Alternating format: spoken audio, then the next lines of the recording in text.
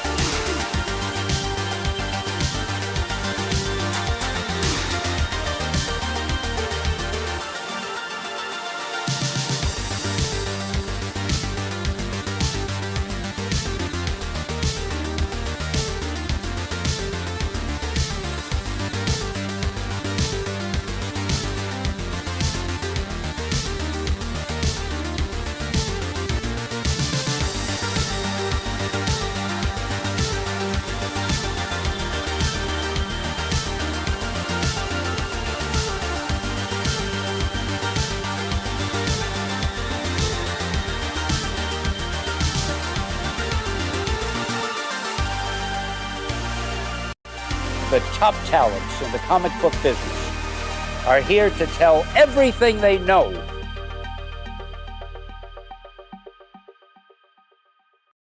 What is going on, everybody? Welcome to another Tuesday night, another Industry of Comics show here on Beyond Wednesdays. And holy moly, this is going to be an interesting show. Shout out to Retro Days for the $49.99 super chat. Look at that. Drinks for the crew tonight are on me. Have a fun stream, fellas. What is so funny is what did we spend the last 3 minutes talking about? We actually were talking about drinks. So retro, good intuition there. Jesse was talking about how he finally switched brands from Pepsi to Coke. Jeez, is hell freezing over, man? If you don't listen, we're there to use our wallet to buy what we want. All right. So what do we got tonight, you guys? Well, we have a big, everybody's talking about one story in comics. We're going to get to that. The Dan Quintana Absolute Batman number 19 drop debacle. We'll be talking about that from an industry point of view tonight, from a retailer point of view, from a publisher point of view, from the point of view, a different point of view than you got on Drama Alert on Saturday night. I think. But that being said, we also have a special guest we're going to bring up in a second. But I do want to give a quick shout out. I saw people in the chat asking, look, even three of us are like, I miss Dennis. Shout out to Dennis. Dennis is still on vacay. That's our boy, Dennis Barger. Make sure you guys go check out his YouTube channel. I believe he said he is going to start putting more stuff up again. He kind of took a break there for a little while. So he'll be putting some stuff up on his social media as well. So make sure you guys go check that shit out. All right. Last week we had an excellent show. We kind of I'm gonna pull back the curtain a little bit here. Okay. Sometimes there isn't a lot of stuff going on in the industry, right? It takes some little noise every once in a while for us to kind of like plan a true show. And every once in a while it's like, there's not much going on. What do you think? Well, let's make it a conversation night. And we specifically used, shout out to our boy Adam over at Prana Direct Market Solutions. He recently interviewed Filip Sablik from Ignition Press, and I had seen that interview, and I had kind of said, you know what, this is an interesting take, and it will be something good to start a conversation.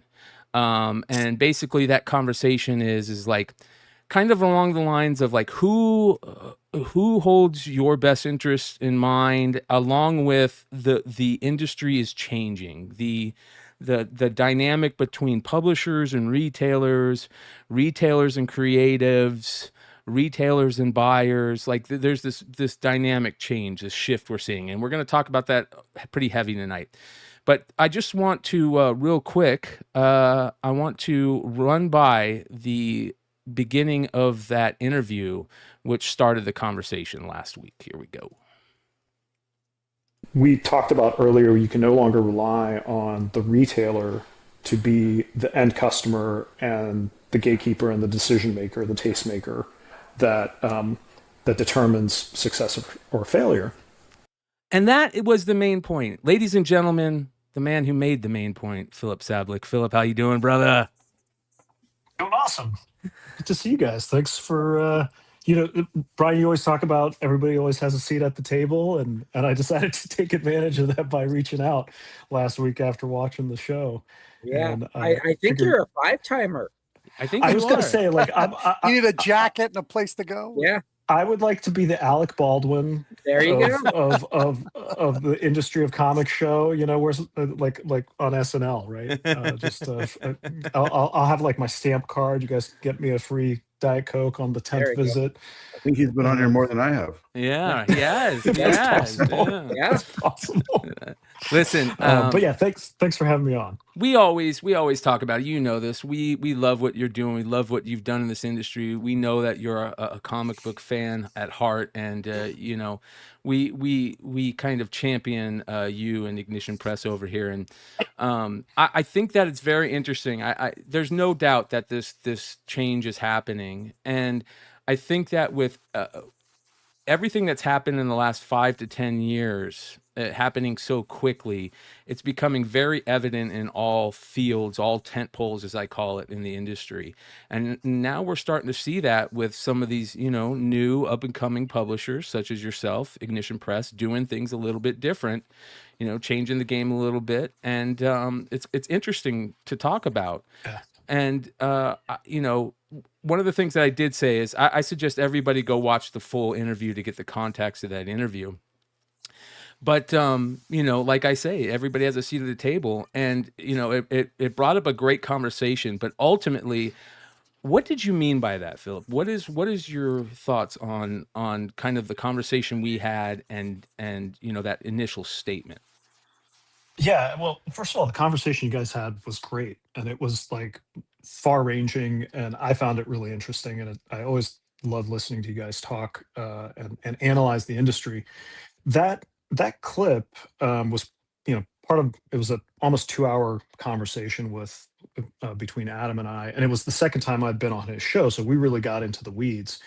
And the point that I was trying to specifically make there, and then we can kind of go over you guys want from there, was that when I started in the industry, there was basically the direct market. Like comic publishers weren't even really selling into the book market at that point, right? And most of the customers that were coming into comic shops at that time were Marvel and DC fans, right? So if you were a publisher like Ignition, or, you know, when I was coming into the industry, it would have been Oni Press or Slave Labor or somebody like that.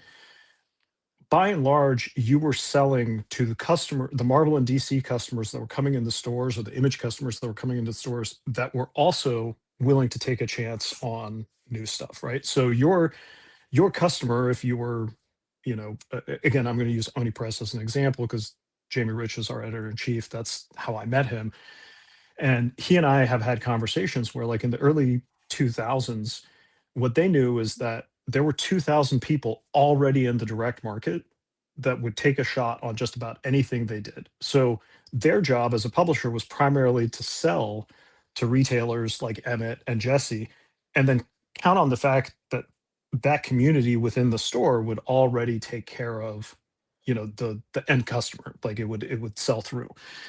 And the point that I was trying to make is, I think in the last, you know, certainly in the last 5 years, but maybe even going back 10 years, we've got all these different channels that have opened up. And that's been great because it's allowed for a bunch of different types of content, you know, to be produced, a lot of different comic books and stories. And I think the breadth of material out there is really amazing. But the flip side of that is that if I were sitting in Emmett's shoes or Jesse's shoes and I'm looking at all of the available stuff, I'm like, I can't even carry all this stuff, much less like hand sell every single thing, right? And so the point I was trying to get at with that particular comment was that I feel like if you're a publisher now, you have to be thinking about who is my audience and how am I reaching them, which isn't to say go around the retailer, but essentially I have to prove out that an Ignition Press book deserves a spot on your shelf because I've done the work to reach your end customer. And then, by the way, like what I always say is, if, you know, a retailer is choosing to hand sell and push Ignition in their stores, we're grateful, we're excited. I'm just not counting on that, right? Because Yes. I think it's an unrealistic expectation, right? So, and especially for a publisher like Ignition, where we're trying to do a bunch of different genres, right? So it's not like you can just go to a customer and say, hey, buy all these books because you're a horror fan and they're all horror books. They're not. You know, we've got a bunch of different stuff. So we have to. Yep. It's our responsibility to get out there, to market, to promote, and to help the retailers sell through. And that also doesn't mean that we shouldn't be in those other channels, right? And Ignition is in the book market, and we're at the end of the month going to be rolling out with a variety of digital partners, and we're starting. We've played around with crowdfunding, and we're starting to play around with live sales, and the goal is ultimately to reach as many customers as possible. So that's kind of the long and the short of what I meant, but that's obviously a Well, complex idea and hard to get into 45 seconds. What's so interesting about this is, we talk about this specific situation, and then that same week, this happens, and a 1 in 10 ratio incentive variant for comic shops shows up on all the hot lists, right? Number 3, everyone on the House of Stein Hot 10, Everyone Loves a Jewel Thief. Yeah. Number 1, the Rebecca Isaacs. And then on Cover Price, you have a little bit lower, but there it is, number 10 on the list. So, it's funny, we're kind of talking about the fact that, if it kind of sounds like, you're trying to open up other aspects other than just brick and mortar and comic shops. But here it is. Here's your support of brick and mortars or comic shops in these ratio variants, which I don't know how much of a quote unquote support they are for brick and mortar shops anymore, but they definitely are, right? They definitely are. Right. Were meant to support brick and mortar shops in the beginning. But just very interesting on that end. You know what I mean? Well, I think one of the things we want to look at is people calling me at 9:30 at night when the store closed at 7. Yeah. That's the first thing. It's probably the RC Cola rep, since we talked about RC Cola. So this is what I look at. When there was 10,000 stores, Philip, when you first came in, there's a big difference. Yeah. Hold on. Go ahead and yeah. We don't want anybody leaving a message on live air, right?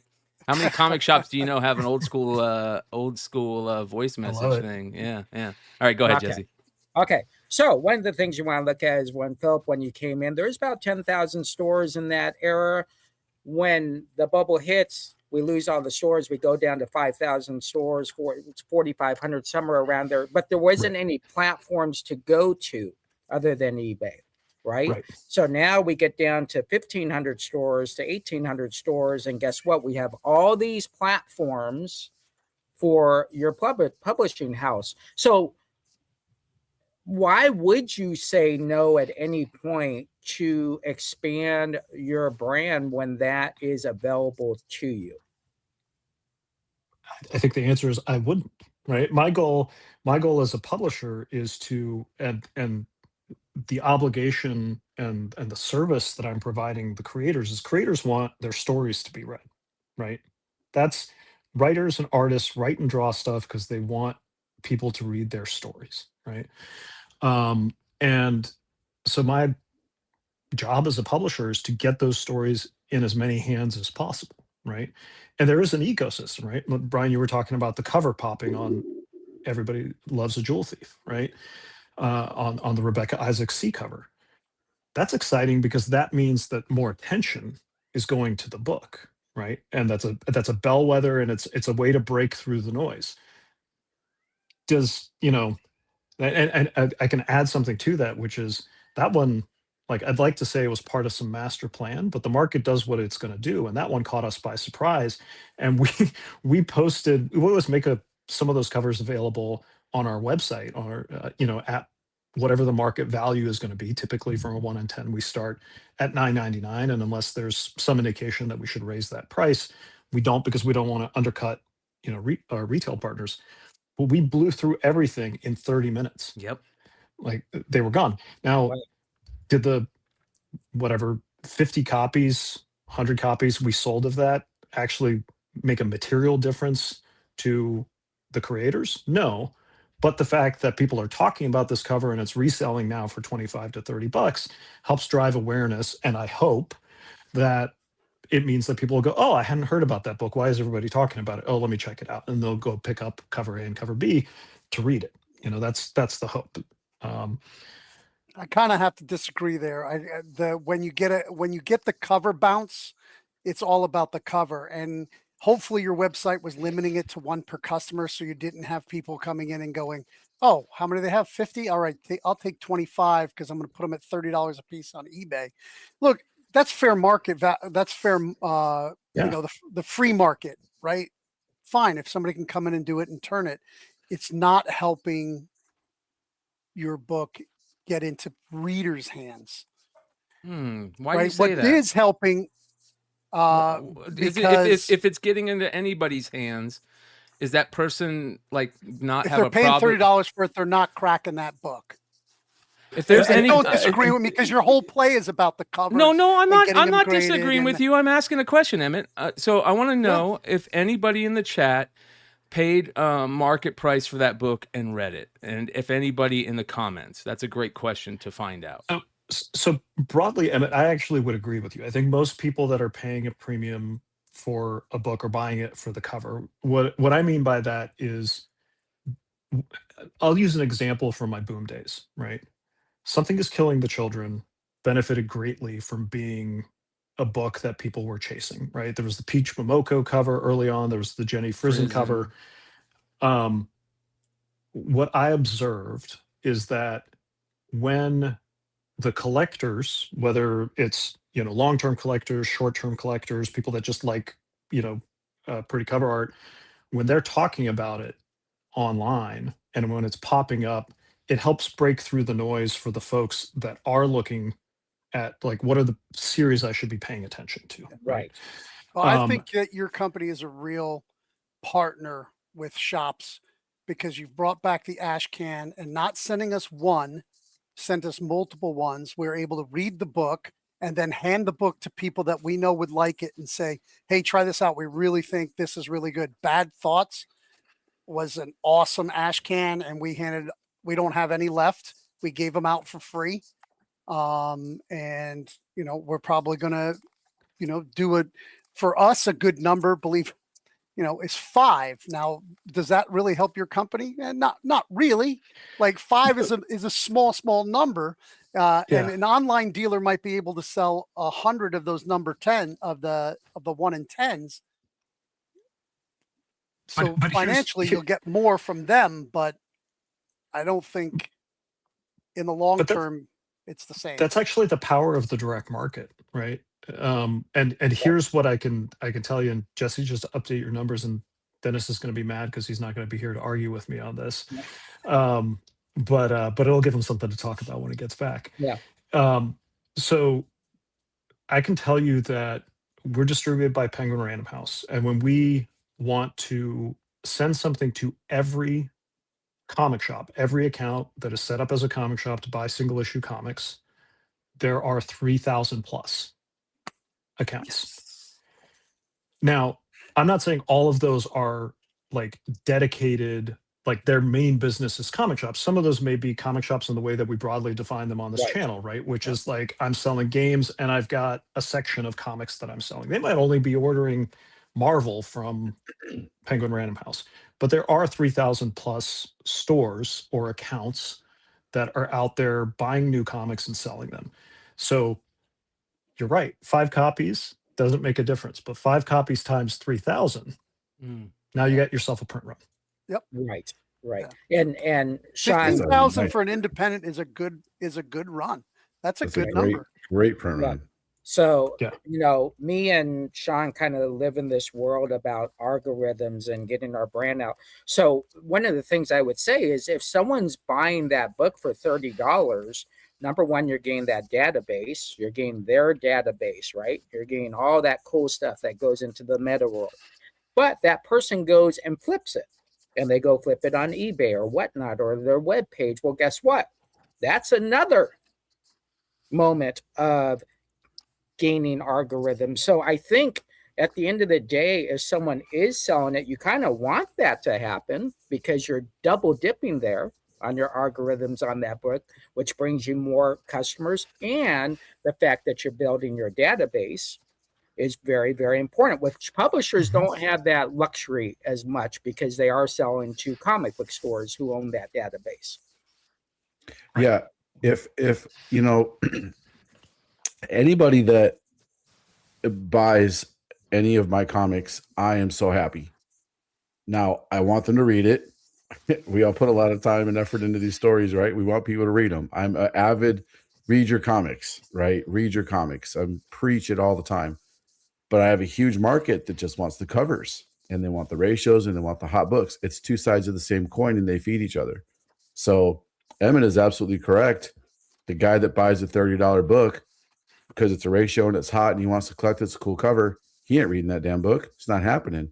But what is happening is people are saying that name of that title over and over and over and over and over again. They're repeating it because muscle memory. In the sales world, it takes 3 times. If they walk on the lot, third time to buy a car, right? That's a good analogy for this kind of stuff. 3 times in your shop before they get something, whatever. Every time someone's saying the name of that book on a YouTube channel, on a top 10 list, it's on Cover Price top 10 list, it's on the Stein top 10 list. Everyone's talking about it. On my Whatnot shows, people come in the chat all the time. Do you have Jewel Thief? Do you have Jewel Thief? Do you have Jewel Thief? Do you have Jewel Thief? Yeah, we got it right here. Do you have the ratio? Do you have the ratio? No, but we got the regular copy if you want to read it. It's people talking about it over and over and over again. So does it help readership? Maybe not, but it helps that name recognition. Right. And it's a 1 in 10. So someone had to buy 10 copies to get that damn book out there. And whether those 10 copies are sold off the shelf or if they're eventually put in a dollar bin, it's going to cycle out there sometime. So it's all just, Emmett's 100% right. But it's just different sides of the same coin of the same industry. I make no bones about the fact people buy a ton of my comics just for the covers. How many Valiant books do you sell anymore? Well, Jesse sells a ton, but I don't sell any. Yeah. No, I'm not talking about old. I'm talking about the new books. None, zero. I don't even order them. Right. Yeah. Why? Because their brand was ruined back in the day by overprinting, all the FOMO, all the big money that was spent on it. People cannot go back. Here's the interesting thing. Everybody brings up Valiant. They had the overprinting when Shooter was over there, but then they had another little cup of coffee there where they did well. And with Acclaim? No, not with Acclaim. No. Right before they got sold, right, to the I think it was a Chinese backer. Chinese.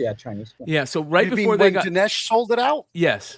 So right at that point, they were like a little industry darling, especially on the secondary market. That's what kind of, if I remember correctly, and all the old school CBSI guys out there, that was one of the things that pushed that initial flipper collectible market. And there was still a ton of people that were buying them to read because of the Valiant fans. So they had best of both worlds there for about maybe a 3-year period, I'd say.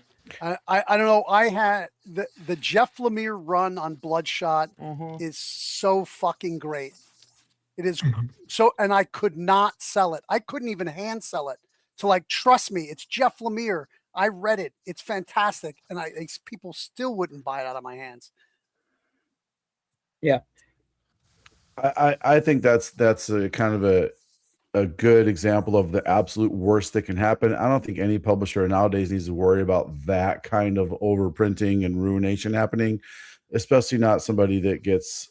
I don't know if that's comparable. It's not as much as the overpraying. It's not the overprinting, but the overpaying. Right. Well, let me ask you this: sour grapes, and it that's a hard thing to. Yeah. Well, I mean, let's we're kind of on a different topic, but like Nectar 1 in 50, those were going for $300 for a 1 in 50. It was crazy. And my number 2 orders are selling just fine.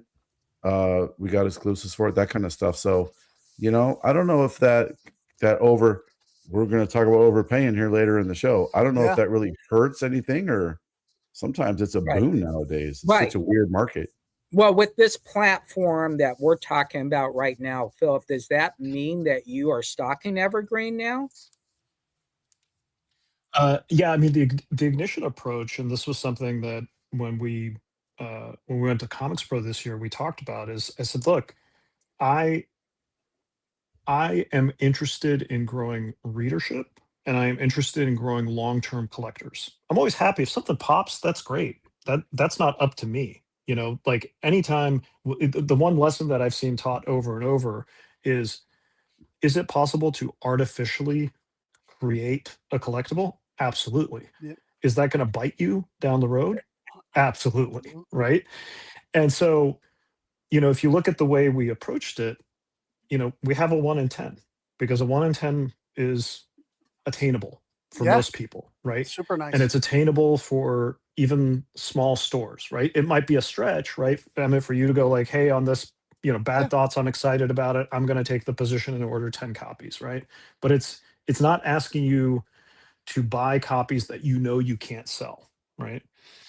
And then the thing that we've done with all Ignition books is we've put the serial numbers on them, right? So it's like if you're a collector, if you are interested in the collectability of this, guess what? Cover A is collectible, cover B is right. collectible, cover C is collectible. And then what we do for retailers is we support them on both sides. We say 1 through 3, we make returnable. If that's something that helps you, great, we've got your back. And also on all the first issues and beyond, we're typically overprinting anywhere between 15 to 20%, sometimes more, right? So it's not that foolish overprinting of I'm printing Right. copies that I know Right. I can't Sure. sell. Sure. But ideally, I want to have a copy of issue 1 available for reorder for Emmet when he's selling issue 4, Yeah. right? Because I want you to continue to be able to build that readership, and I don't want to punish you for not, Yeah. over ordering up front. Yeah. Look at Walking Um, Dead. It was like number 7 or 8 when it really caught fire. And then I guess that was the first trade had hit I where don't even people think could the jump on. first trade did the first. I don't think the first trade it, hit it, that it, early, did it? I can. It'll be my turn to tell an old man story because I was at Diamond. I was the image brand manager Oh at yeah. Diamond during the Invincible and Walking Dead days. And yes, Walking Dead was one of the early releases where they held back issue 7. I think there was like a skip month, and then they released issue 7 the same week as the first trade, so that people could pick up that first trade for $10 and then And come back 7. and buy issue 7. Yeah. And Invincible was the same way. It didn't launch to big numbers. It went down, down, down, down, down, and then it popped up. And one of the things that we've mentioned, but we haven't, tooted our horns about is Roots of Madness went up on issue 6. Mm-hmm. The Beauty went up on issue 4. Voyeur went up on the last issue. We just did a second Nice. printing of that Has too, to right? find. You have to give it time to find an audience. Unless Yep. it has Like a on nostalgia hit that brings the audience in. I think that like Right. Skybound has been very lucky in the Energon universe where you can see Yeah. like Void Rivals had that little bit of that nostalgia hit where it had the Transformers involved, and then Transformers and G.I. Joe just kicked it off because there was that nostalgia hit. If it's a new story, you're 100% right, Emmett. I think it Right. takes a little bit of time. Yeah, if you have an established audience for something, yes, then by all means go in Yep. big. Like you want to capture that attention and that excitement as you have it. But if you're in the business that we're in, which is building up new things, you got to give it time. Even with something like we've got a new Extraction series out, right? And they just announced Extraction 3 is getting made at Netflix. That's on top of the new movie that they're making in South Korea. It's on top of the spin-off series. So, but at the same time, that is, even though it's a big brand, it's not necessarily something that people immediately connect with comic books, right? Right. So you need to be in that place where you're supporting the retailers so they can discover it. Yeah. There's a trust issue. People have to trust that you're not going to cut the. They're going to stick with it. They're going to get into it, and then like issue 8, you're like, we're going to close it down because we don't think the readership's there, and then Right. they're left hanging out. And now they've spent, they bought 8 books, and now they're left holding the bag, and they don't know how the Right. story ends, or it's ended poorly because it's canceled. Image does that all the time. Marvel is doing it like it's going out of style. It's crazy. You Some of these brought smaller up publishers, they're so guilty of it. It's so bad. I'm like, Yeah. when's issue 4 going to come out? Never see it. Yeah. Yep. What you brought up Extraction, and this is a great segue, because you said at Comics Pro, you said two of your biggest things were collectability, and what was the other one? And just supporting The retailers store, with reorders. retailers with Yeah, orders. yeah, Okay, yeah. how much, how big of part of Ignition Press is the Hollywood option game? Well, it is a big piece of it in that one of our co-founders, Eric Gitter, is a producer, and essentially he folded his production company into Ignition, right? So Eric's the producer that got Scott Pilgrim versus the World made. He's the producer that got See You Dad, which was an Oni series made into Extraction, and he also got Atomic Blonde made, and then The Beauty, right, which is the first TV show that ran with the Ignition logo on it. So it's the way that we look at it is we have a pipeline into Hollywood that he's built up over the last 30 years. And the goal with all of this stuff, all these media adaptations, is to drive awareness, right? There's nothing better than a studio or a TV network spending $50 million to advertise your property. Amen. Right? And so being in the driver's seat of that process is, I think, going to be a key differentiator. You know, as far as we know, we are the fastest company to ever go from we published our first book and we had a TV show on there. Now, behind the scenes, that was a 10-year journey, you know, to get The Beauty from, you know, when it was published to when the show came out. But I think what you'll see is a steady pipeline. Right now we have 3 movies either in pre-production or active production and a TV series. Hell yeah. Obviously awesome, with man. Beauty. Congrats. Hell yeah. Yeah. That's a big deal. How much of the other comic publishers, like how important is that for other comic publishers? Obviously we see it with the big two, Marvel and DC, obviously with Batman, Superman, X-Men, Avengers, all that stuff. Dark Horse has had a great run too. I mean, not recently, but Dark Horse had a really good run. How is important that currently in the scheme of things with comic publishers? I mean, I think it depends on the publisher. You know, it depends on the deal structure. It depends on what their business model is. Coming into it, we knew we had that advantage because Hollywood is just like comics, right? You have to earn trust. You have to earn. You have to demonstrate that you can deliver a great product. And so I think the challenge that most publishers have is they come into publishing first, and then they have to establish that pipeline. And typically that's going to be 5 to 10 years. Like because I've done the research, I can tell you guys, if you look at the modern era, on average, the fastest a comic will go from comic to adaptation is 5 to 7 years. A lot of publishers don't, if they're banking on like the Hollywood component is going to be what turns the profit, you better have a long runway, my friend, in terms of deep pockets, because Hollywood moves at its own pace, right? And you have to establish those relationships. You have to build that trust, and the trick too is there is skill required in selling the property for an option and getting it into development. But there's a completely different skill set to actually make one of those things and to produce it and to make sure that it's good. And so that's the challenge. You know, and in terms of Marvel or DC, having, you know, spent a lot of time with Paul Levitz, those companies are in the franchise management company business, right? Like, no one movie is going to make or break Batman, but the Batman brand, managing that franchise and making sure that not only can you put out a movie every couple of years, but you can also do all of the licensing. That is the thing that really makes or breaks, you know, those business models. Did you have you seen the trends after? This is a great question, but I'm just going to rephrase it. Have you seen the trends after Beauty was released on TV with like an uptick in the sales of new issues of Beauty? Yeah, I mean, directly afterwards, issue 4 FOC'd right after the show dropped and came out with the final episode.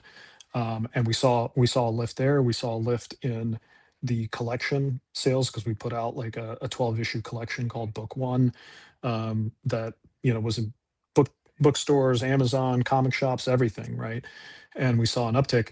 My prediction is actually that we're going to continue to see that rise, because as people discover the show and then discover that it was based on a comic book, they're now that show. I'm not going to spoil it for anybody, but that show first season ended on a cliffhanger, right? So that's typically, and what I saw on the distribution side and on the publishing side, when a show worked, it was actually after the show goes off the air and in between seasons is where people come in looking for Absolutely, because those they're collections and those hungry for comics. it. They're hungry for it. They miss it. Yeah, absolutely. Yep. I'd love to see a compact size, because the compact sizes are selling off the shelf. It's like the new thing DC's now, isn't it? compact is fast seller, and then Image did the Invincible compacts. I cannot keep them in stock. Yep. They're flying off the shelves. Yeah, we've without spoiling, we've talked about that, and it's in the plans for down the road. The reason we didn't do it right away is because we knew we were going to have a new comic series coming out, and for new people coming in, we didn't want them to have to like make the leap for like a compact edition is 5.5 by 8, I think, and then when they finish that, going The to regular like, size. well, where's the current storyline? Oh, it's a different size. It's weird, right? Okay, I get that. Real quick, another couple questions in here. People are talking about Tyler Rake #1. They love it. There's a couple of people that have brought it up, and then on the with the print run numbers on the back. Do you ever think about telling people what the ultimate print run is so they know a print run? Is there talk about that? I know that, and the reason I ask this because it is such a tricky subject, especially with publishers, to talk about ultimate print run numbers. It's a very weird thing, and I think that putting those numbers on the back are amazing. It creates a new collecting thing. It gives people a little bit more of like. You're transparent on stuff. Do you post the actual ending print run numbers? We have not to date, except for the variant we did, the exclusive we did with Big Clutch for Ripcord #1 that we offered on eBay Live. We actually printed, it was like 001/500, so you could see what the print run was. We have talked about that.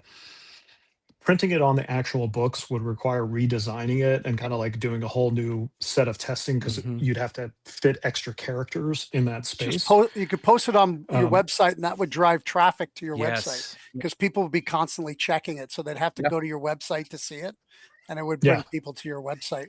And while they're there, they probably buy something.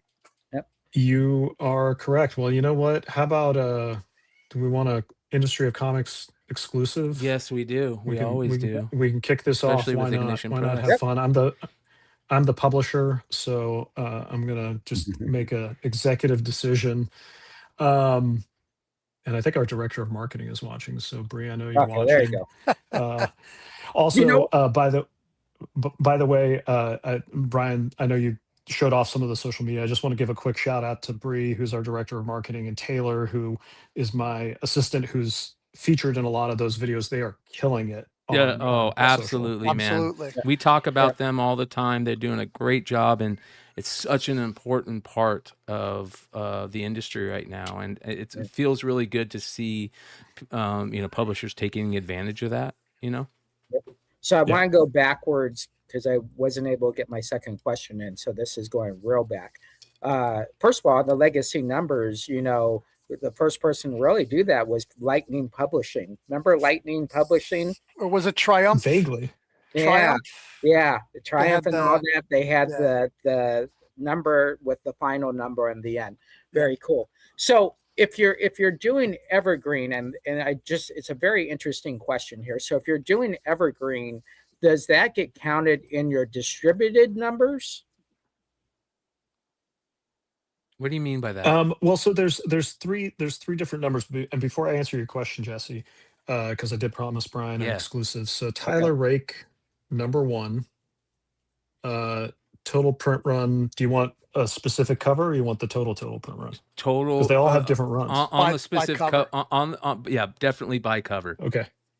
So on cover A, 7,200 was the print run, and the numbers, just to let people know, we always have to do some extra numbers because there's going to be spoilage on the line, right? and they're randomized. So like my guess is we provided the printer with like numbers for 7,250.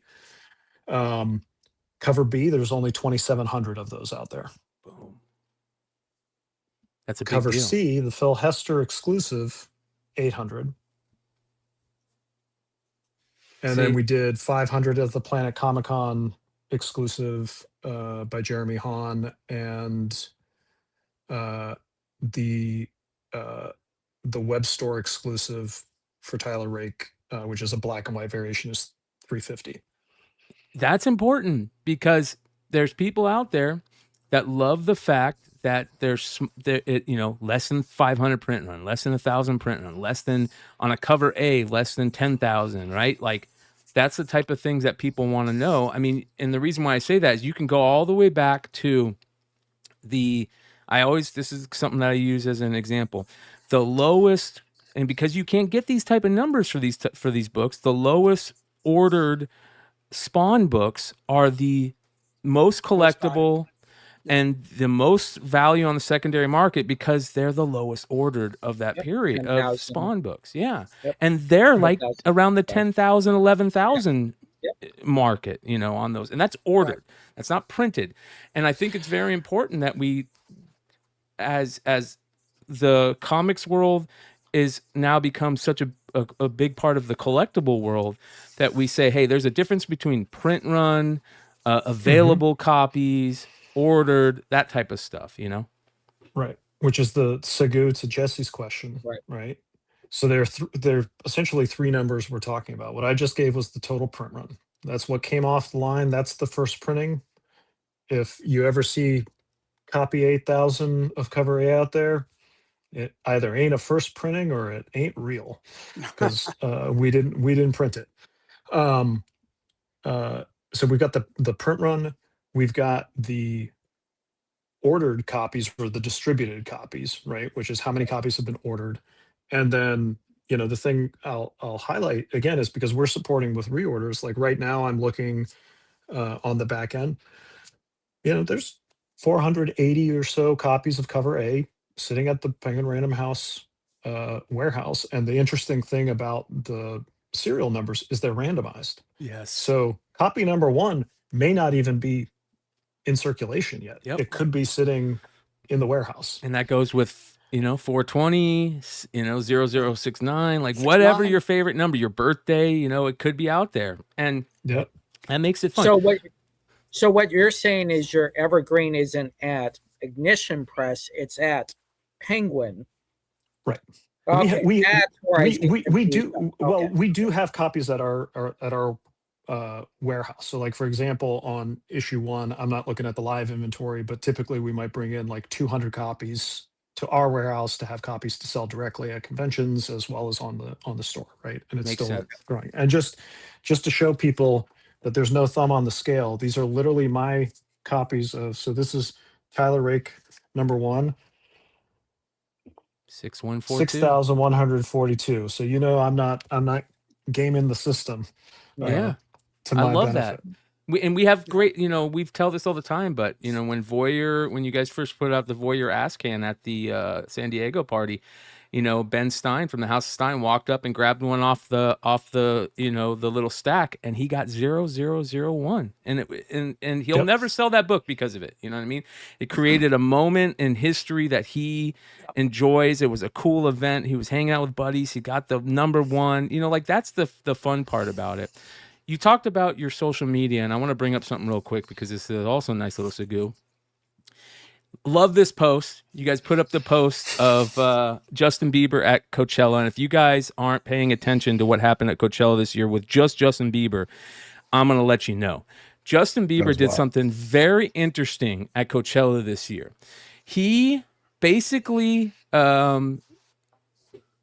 jumped over the publishing side. He sold all his catalog, his back catalog publishing, right?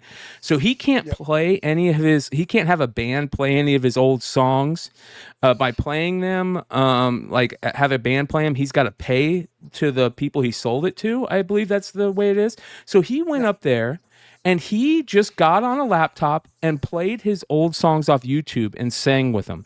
And it was probably one of the most It was such a great moment just because, like, if you know the backstory of Justin Bieber and everything's been, it was just a cool moment. And then to find out the backstory, and I want to play this really quick. Check this out. Year and a half ago, I said, watch Justin Bieber. He's going to show you the blueprint. And most people missed it, but he just showed you the blueprint. I mean, this was not just a Coachella performance. It was direct to consumer on steroids. I mean, think about it. He built his brand off YouTube, sold his catalog for a massive payday, reinvested that money in himself, and turned around and licensed his new project to Def Jam Recordings instead of giving it up. That means capital in, ownership retained of your masters. Now he's operating like a company, not an artist. He booked Coachella himself, no manager, no agent, reportedly $10 million, the most anyone's ever gotten from that stage, out of his home office. At the same time, he was filming behind the scenes content and specials for Netflix or AMC or whatever. That's multi-layer monetization off one moment. Then he flips the culture into commerce. That standing on business meme, paparazzi shoots it, internet runs with it, he screenshots it, turns it into merch, sells it on the biggest stage in the world. That's not promo, that's real-time product development. And here's what people really need to catch. There was no label controlling the rollout. It's all Justin Bieber. No traditional system dictating the play. No crazy manager, no forcing him to do anything.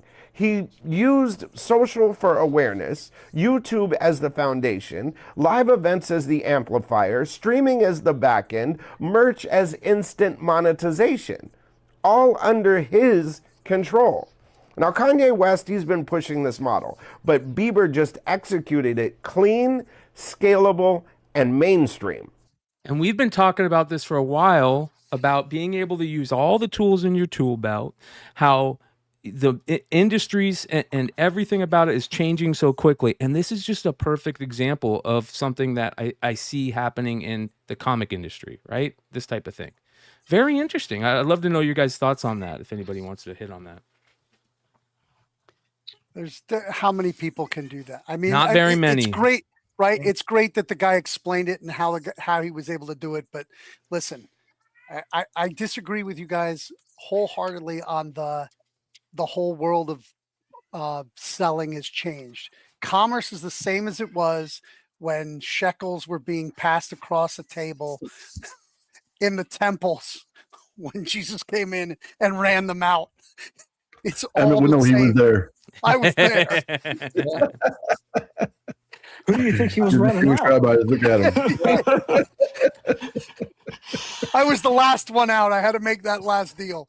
But it's all the same. It's just how many people are you getting across your table?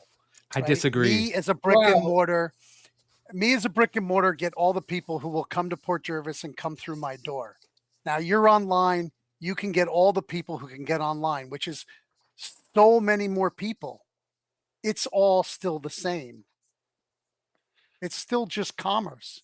I don't know about that. It's a totally different form of commerce. Every time you look back, everybody says, oh, we're disrupting the industry. We're disrupting the industry. They've disrupted nothing. They've just grabbed more money, right? They've just figured out a way to game the system better. The whole way the industry markets, the whole way the industry sells, the whole way the industry deals with each other is different. So I don't think there's a company in the world that doesn't want distractions and doesn't want disruption. I think that's what makes business better, and it also makes the best go to the top. I think it's very interesting how Filip is going from talking to me as a retailer direct to consumer, which is a whole new different way to sell your product and a whole different way to engage with a customer. Listen, I just had a customer call asking for a variant cover at 9:30 at night. Is that not great business there? Right? Because he wanted the Quintana Batman 19. Yeah, there you go. So I think at the end of the Marvel day, and DC used to have a subscription service that would mail you the book directly to your house. It's always everything that's done has been done. It's just How doing has it it been better done? than Right, everybody else. But there's never been Marvel- a phone in your pocket with live selling that can go direct to the consumer like it It's does still a at this guy point. with stuff selling to somebody who wants Well, stuff. I know that. I mean, ultimately, we're just It's just all the same I thing. can It's just- this whole of like it's brand new. It's we all live, we all die, we all take a breath, we all take can I a offer deep up breath. a perspective? I'll be right back. Yes. sure. So the way that I see the difference is that um, previously, for a good period of time, certainly the time that the four of us on camera here have been alive, most of that time we lived in essentially a mono channel style of marketing and sales. Right, there were basically handfuls of channels of communication and handfuls of uh, large companies that basically controlled, like if we're talking about Bieber, it would be like a record label, right? And that was the channel to get to the stores that were selling records, right? The good news about where we are currently is there's been, as on some level, technology has allowed the democratization of those channels. The flip side of it is it's fractured into a billion different pieces. So I think you guys are both correct in the sense that Jesse and Shawn have built up communities online and have built brands that they're able to continue to build off of, right? And Bieber or Gary Vee or whoever are on the far end of that, right? They built their audience early, right? Because the thing about Justin Bieber is he was on YouTube early, right? Yeah. So there is power in that, right? So I think the way that I would kind of there was less noise. Split this is there's always going to be the people that are at the top of the pyramid and the people that are at the bottom of the pyramid. I think what is probably true is that the people at the bottom, there's a larger amount of people at the bottom of the pyramid who are able to make some money, right? But I don't think the number of people at the top, in terms of the amount of people that are kind of at that upper echelon, has necessarily changed, right? One of my favorite examples is Brandon Sanderson. That dude put in the time. I don't know if you guys are familiar, but he was the first one to break. I think he broke $40 million on Kickstarter as a novelist, right? Oh yeah. But what people didn't see about that is he spent 10 years building an audience, building a community, going on YouTube early, essentially doing what you guys do here, right? And in various ways, which is build an audience, build a community. And then when things went into lockdown and there was a question of what was coming out, he used that time in 2020 to write 4 books, didn't tell anybody, and then announced on Kickstarter to his already installed audience, by the way, I wrote 4 secret books nobody knows about. You can order them directly from me right here, right? So I think those things are, I guess I'm maybe being Switzerland here, but I think you guys are both all right. Yeah, there's always a little bit from each in there. Nothing in this world is black and white. There is absolutely nothing in this world is black and white other than you live and you die, right? Everything else is gray. There's a little bit of nuance there, right? So let me ask you this, Emmett. So we went from newsstand to spinner rack to retail to e-commerce to basically live streaming. Are you saying the way we sell is different, or are you saying it's still all the same? It's still all the same. A guy with something that somebody wants and the other person paying to get it. So when you walked up to the spinner rack, who made that choice to buy that comic? Me as the purchaser. Yeah. Right, exactly. So when you hand sell, right, to a consumer who's in your store, isn't that a perceived different way to sell a comic book? No, it's still me that has a product and somebody else that's buying it. And I'm just trying to convince them to buy it. Just like when you're on a live stream, trying to get somebody excited about something they haven't seen before or a title they've never heard before. So you're saying when you went into 7-Eleven to the spinner rack, the 7-Eleven employee was trying to sell you comics? No, they didn't. They didn't hand sell, but That's what I'm But saying. maybe the place it was placed, they weren't the ones selling the books. They were the people taking the money, but the people that were merchandising the spinner rack were the real Right. salespeople. Well, And what I'm where just they put, saying is, I understand where you're saying it's the same, but the methods that we sell are a lot different. Right. That's you know, my everybody so like everybody's online now with their phone and looking at all this advertising, which is, you know, whether it's whatever way content you make, it's still advertising your thing, is just the newspaper that used to arrive at everybody's house. It's just nobody reads that anymore, so nobody's there. So I'm in so this real quick, little paper that's all ads. It just has ads, and it has made me a phenomenal amount of money, and it is dirt cheap. And I'm a small little ad. It's called the little paper, and the guy who prints it delivers it to all these convenience stores, 150-mile radius, and it's brought me items that I could sell on eBay. It's brought me customers who didn't know I existed. It's all the same advertising. It's just a different method. when you strip it all down to the bare bones, it's you can strip anything down to the very basics of it, and we're all just trying to survive. It's a guy, like you said, it's a guy with the first shillings buying stuff from the guy he needed stuff, right? Yeah. I'd like to talk about what what that video you played about Bieber being a master market manipulator and really taking control of his own destiny. I feel like that's exactly what we opened the show with Filip saying on Adam's channel, is basically saying, I can't let, well, I don't want to put words in your mouth, Filip, but we're not going to let one market control our destiny, no matter what it is. It's the retailers, the direct market can't decide if we fail or not.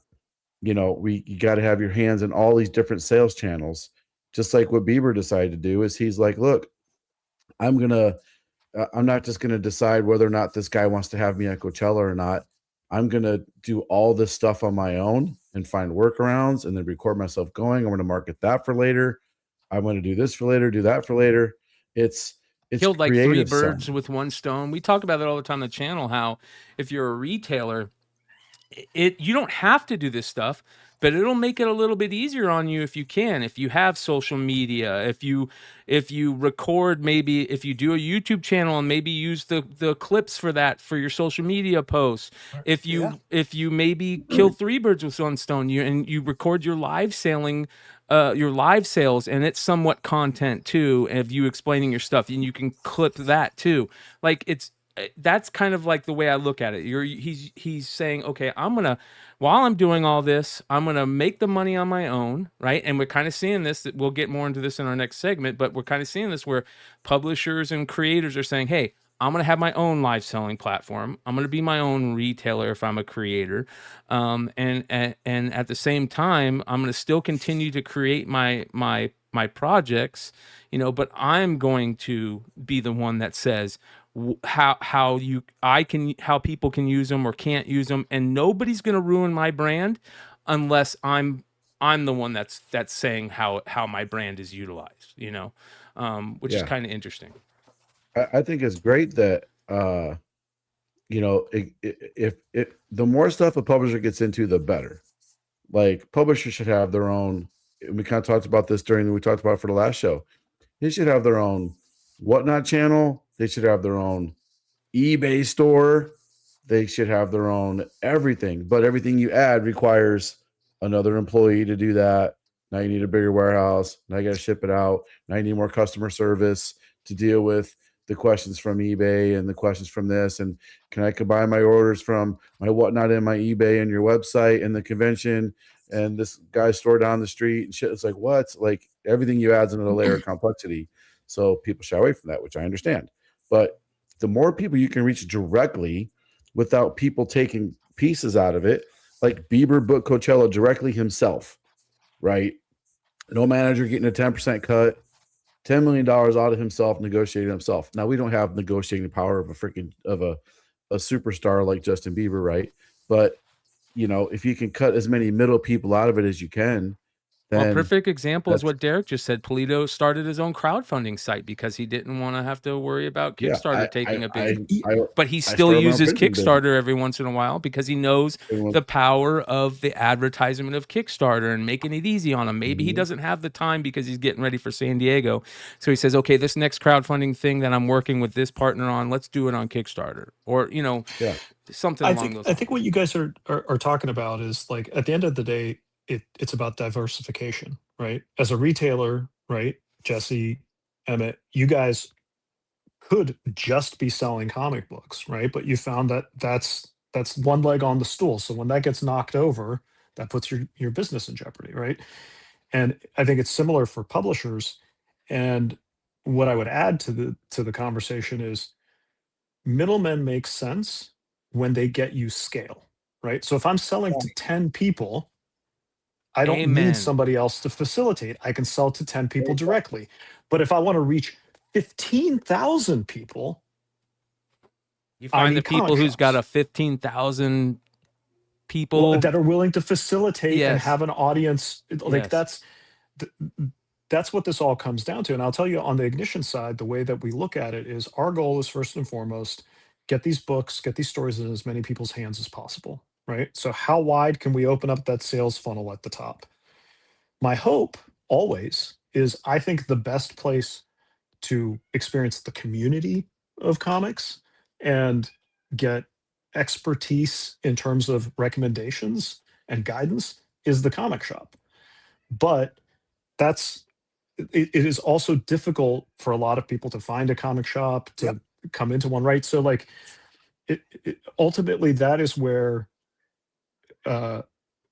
in my opinion, where anybody that is what I would call a lifestyle or an identity customer, meaning I identify, I am a comic book collector, reader, whatever you want to call it, right? This is part of who I am, is going to end up in a comic shop of some sort, right? Whether that's a physical store or Jesse's eBay Live experiences, right? To get their, as Jesse says, their comic book therapy, right?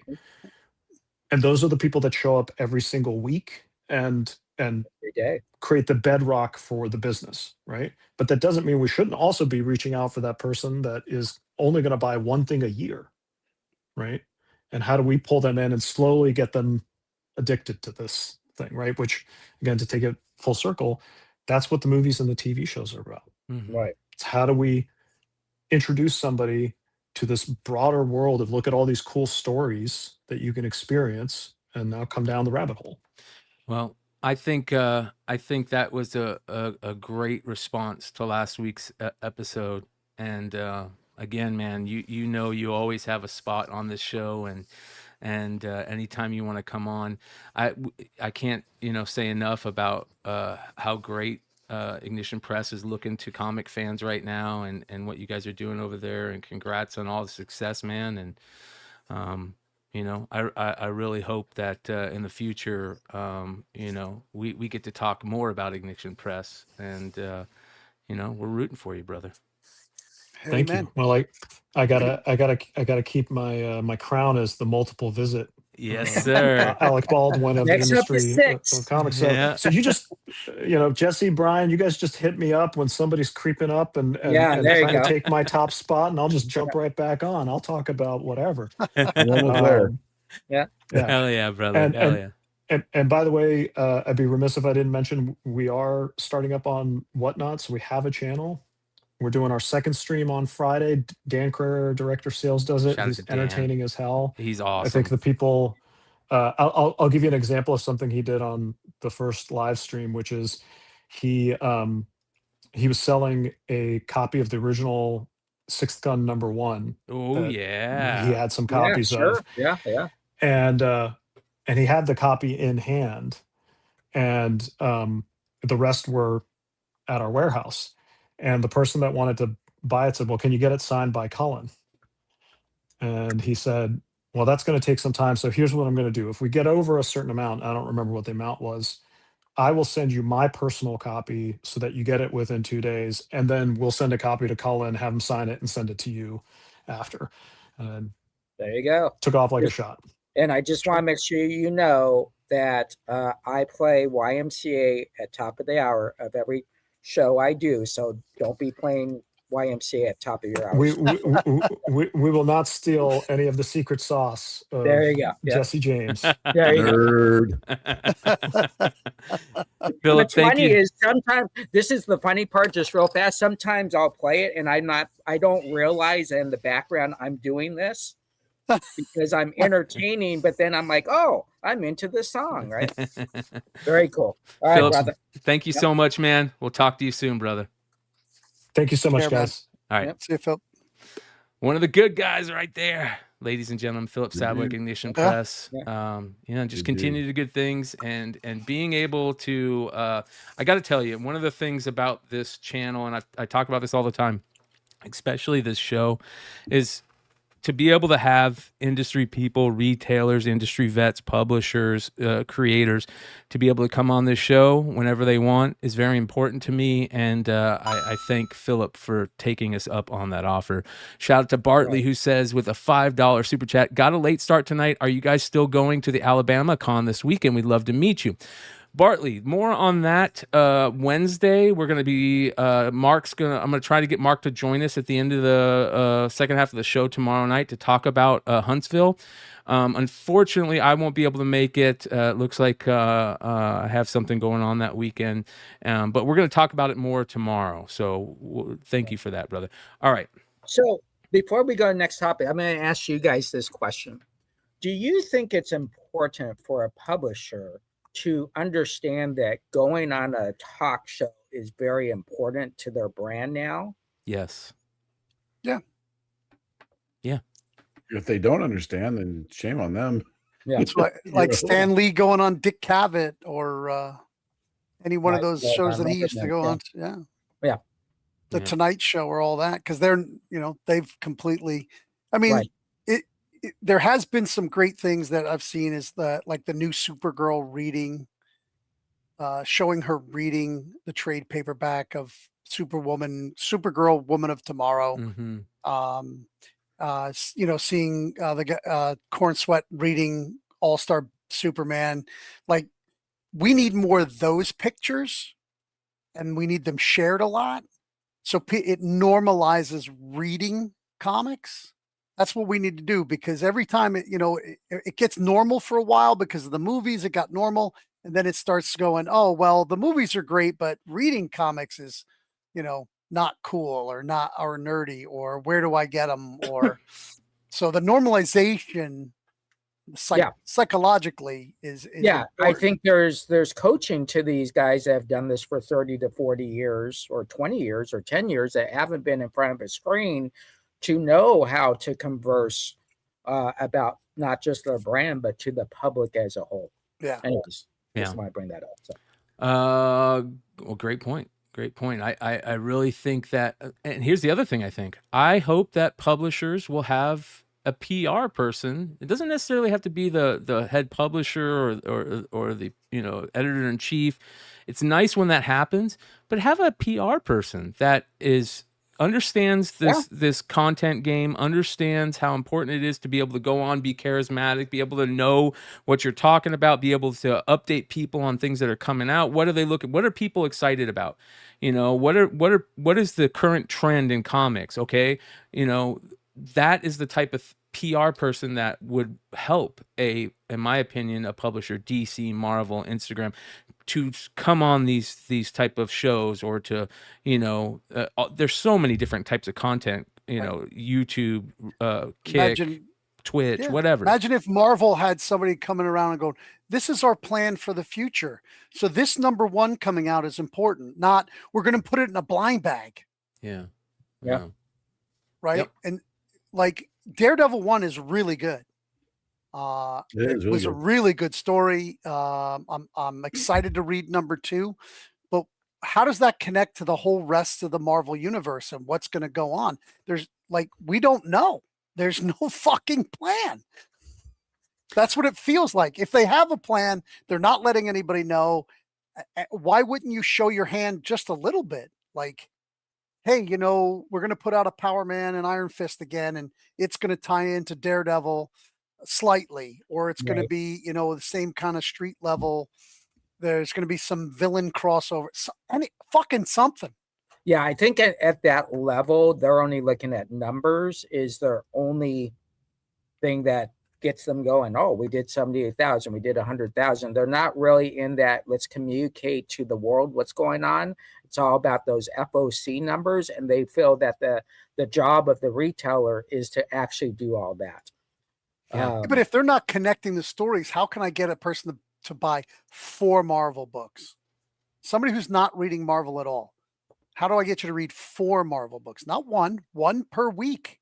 I don't think that they have to connect stories. They don't have to. Put it on a spinner rack. Okay, so the success of Absolute Batman and the Absolute Universe, which is now spilled over into the regular DC universe with the All In, and then moving forward with those books, that hasn't played out as a blueprint of how. Well, I don't think it's I think it's good and it's helped DC, but you don't have to have everything connecting. You just have to have good stories, period. Well, yeah. Okay, I agree. Yeah. So Emmet, you're reading the Weapons of Armageddon, right? The Captain America and the Wolverine, kind of crossover by Zdarsky. That I am so excited about that, and nobody else is talking about it. Right? Like, why isn't Marvel making a bigger deal about this? Those stories do connect. Yeah, and it's Zdarsky. Yeah, and they should be making a big deal about it, but they're not. I share your frustration, man. We could get into a whole another 20-minute conversation about frustration with Marvel.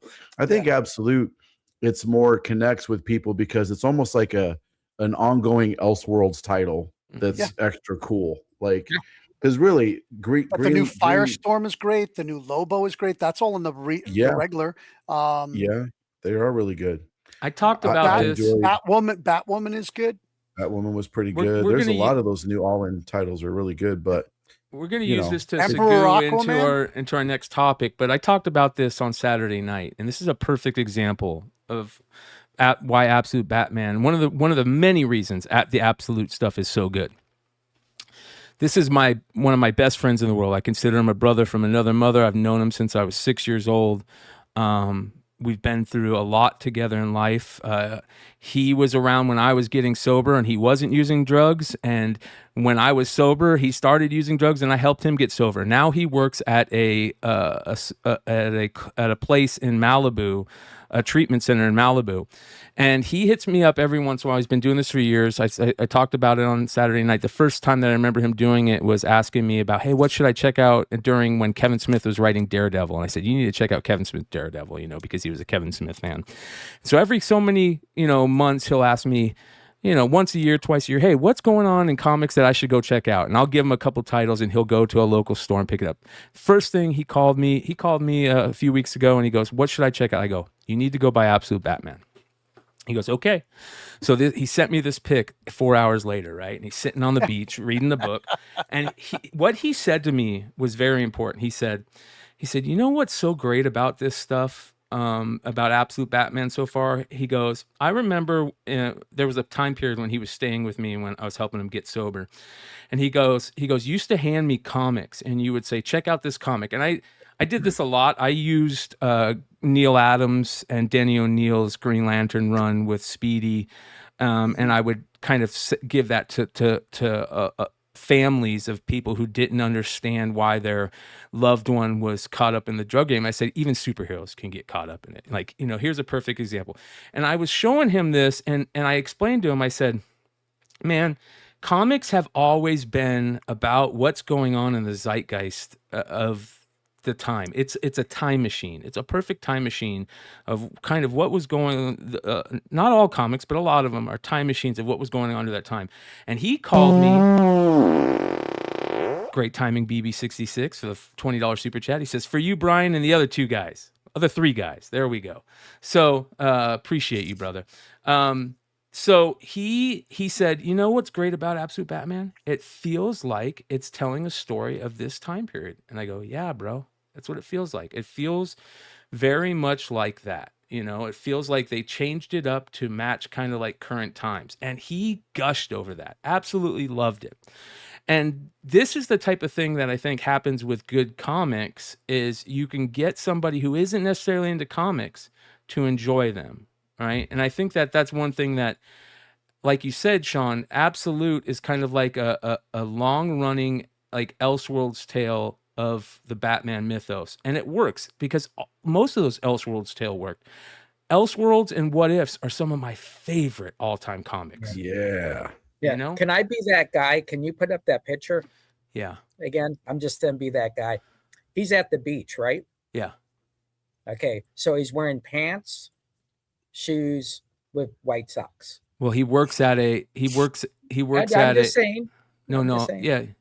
yeah. So I'm just saying he works at a treatment center on the beach. So he's probably taking a break. Yeah. Probably a cold beach too. Yeah. It doesn't look warm there. Yeah. I got to start taking drugs? I need a vacation. Yeah, exactly. Yeah. It's gonna cost you, brother. It's gonna cost you. I got great insurance. Well, you need to start selling Dan Quintana books, my friend. Interesting. Okay, so that being said, Absolute is just going crazy. We've been talking about it ever since it started. It's just been amazing.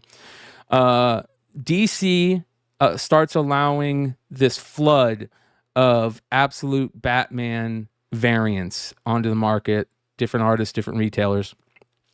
They change their way of doing things. They make it so I think it's you got to buy 1,000. Tell me if I'm wrong here. 1,000 cardstock and 1,000 foil, right? Is that That's a minimum. You can get three. You can get 3,000, but you can get 1,000 at least, but you're paying more for them per book to get less. Yep. Okay. It's almost the same price as 3,000. You're just paying more to get less books. Okay.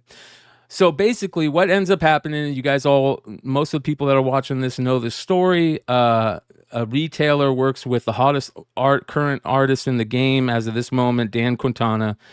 All of his stuff is flying on the secondary market. People love his art. It's pushing a lot of all of his variants that he's done have basically kind of like shown in trends this movement, right? Both in sales and secondary market sales and excitement. I mean, it's just very, very obvious. They do multiple variants. He does multiple variants with a retailer.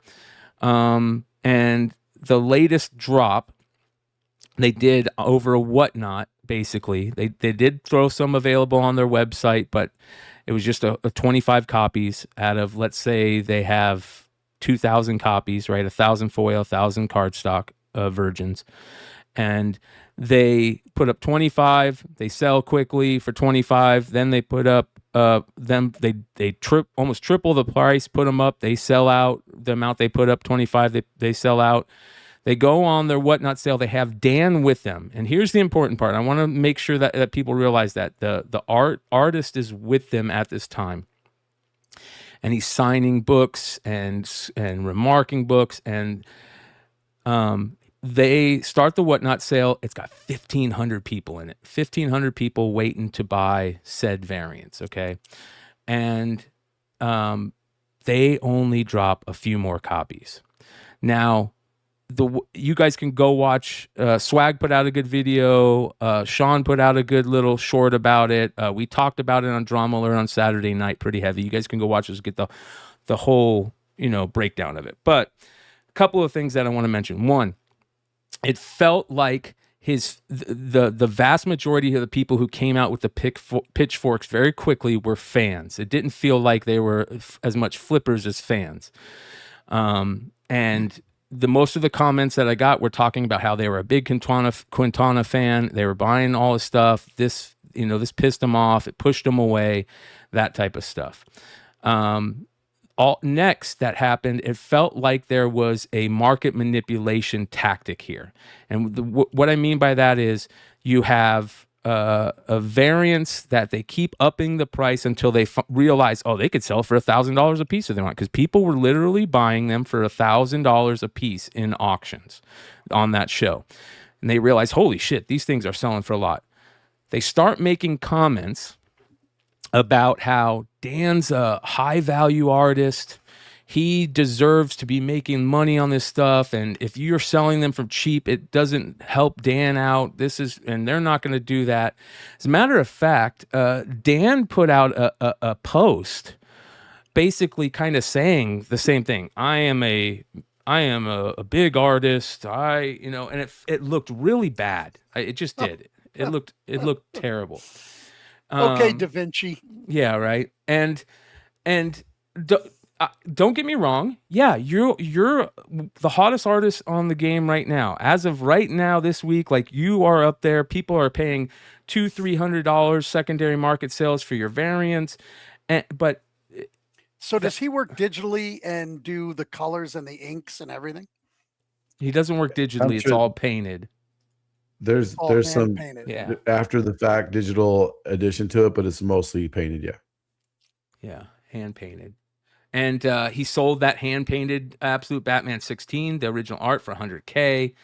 And it seems like one thing and another thing kind of went to his head, or at least from what he put out and the way that they sounded in the sale, like, I'm important and my stuff should sell for this. And everybody's telling me they're making all this money off of my book. So, this is just the way it is. It felt very off-putting. So there's two things. The other thing is they realize this. The pitchforks come out. They finally read the room, and this comes out. Let me go ahead and show you this. So they put out. Let's see if I can find it. They put out this. This is from Heavy Mental. We've taken your feedback to heart and spent time really reflecting on it, and we want to share how we're moving forward regarding the Absolute Batman 19 release.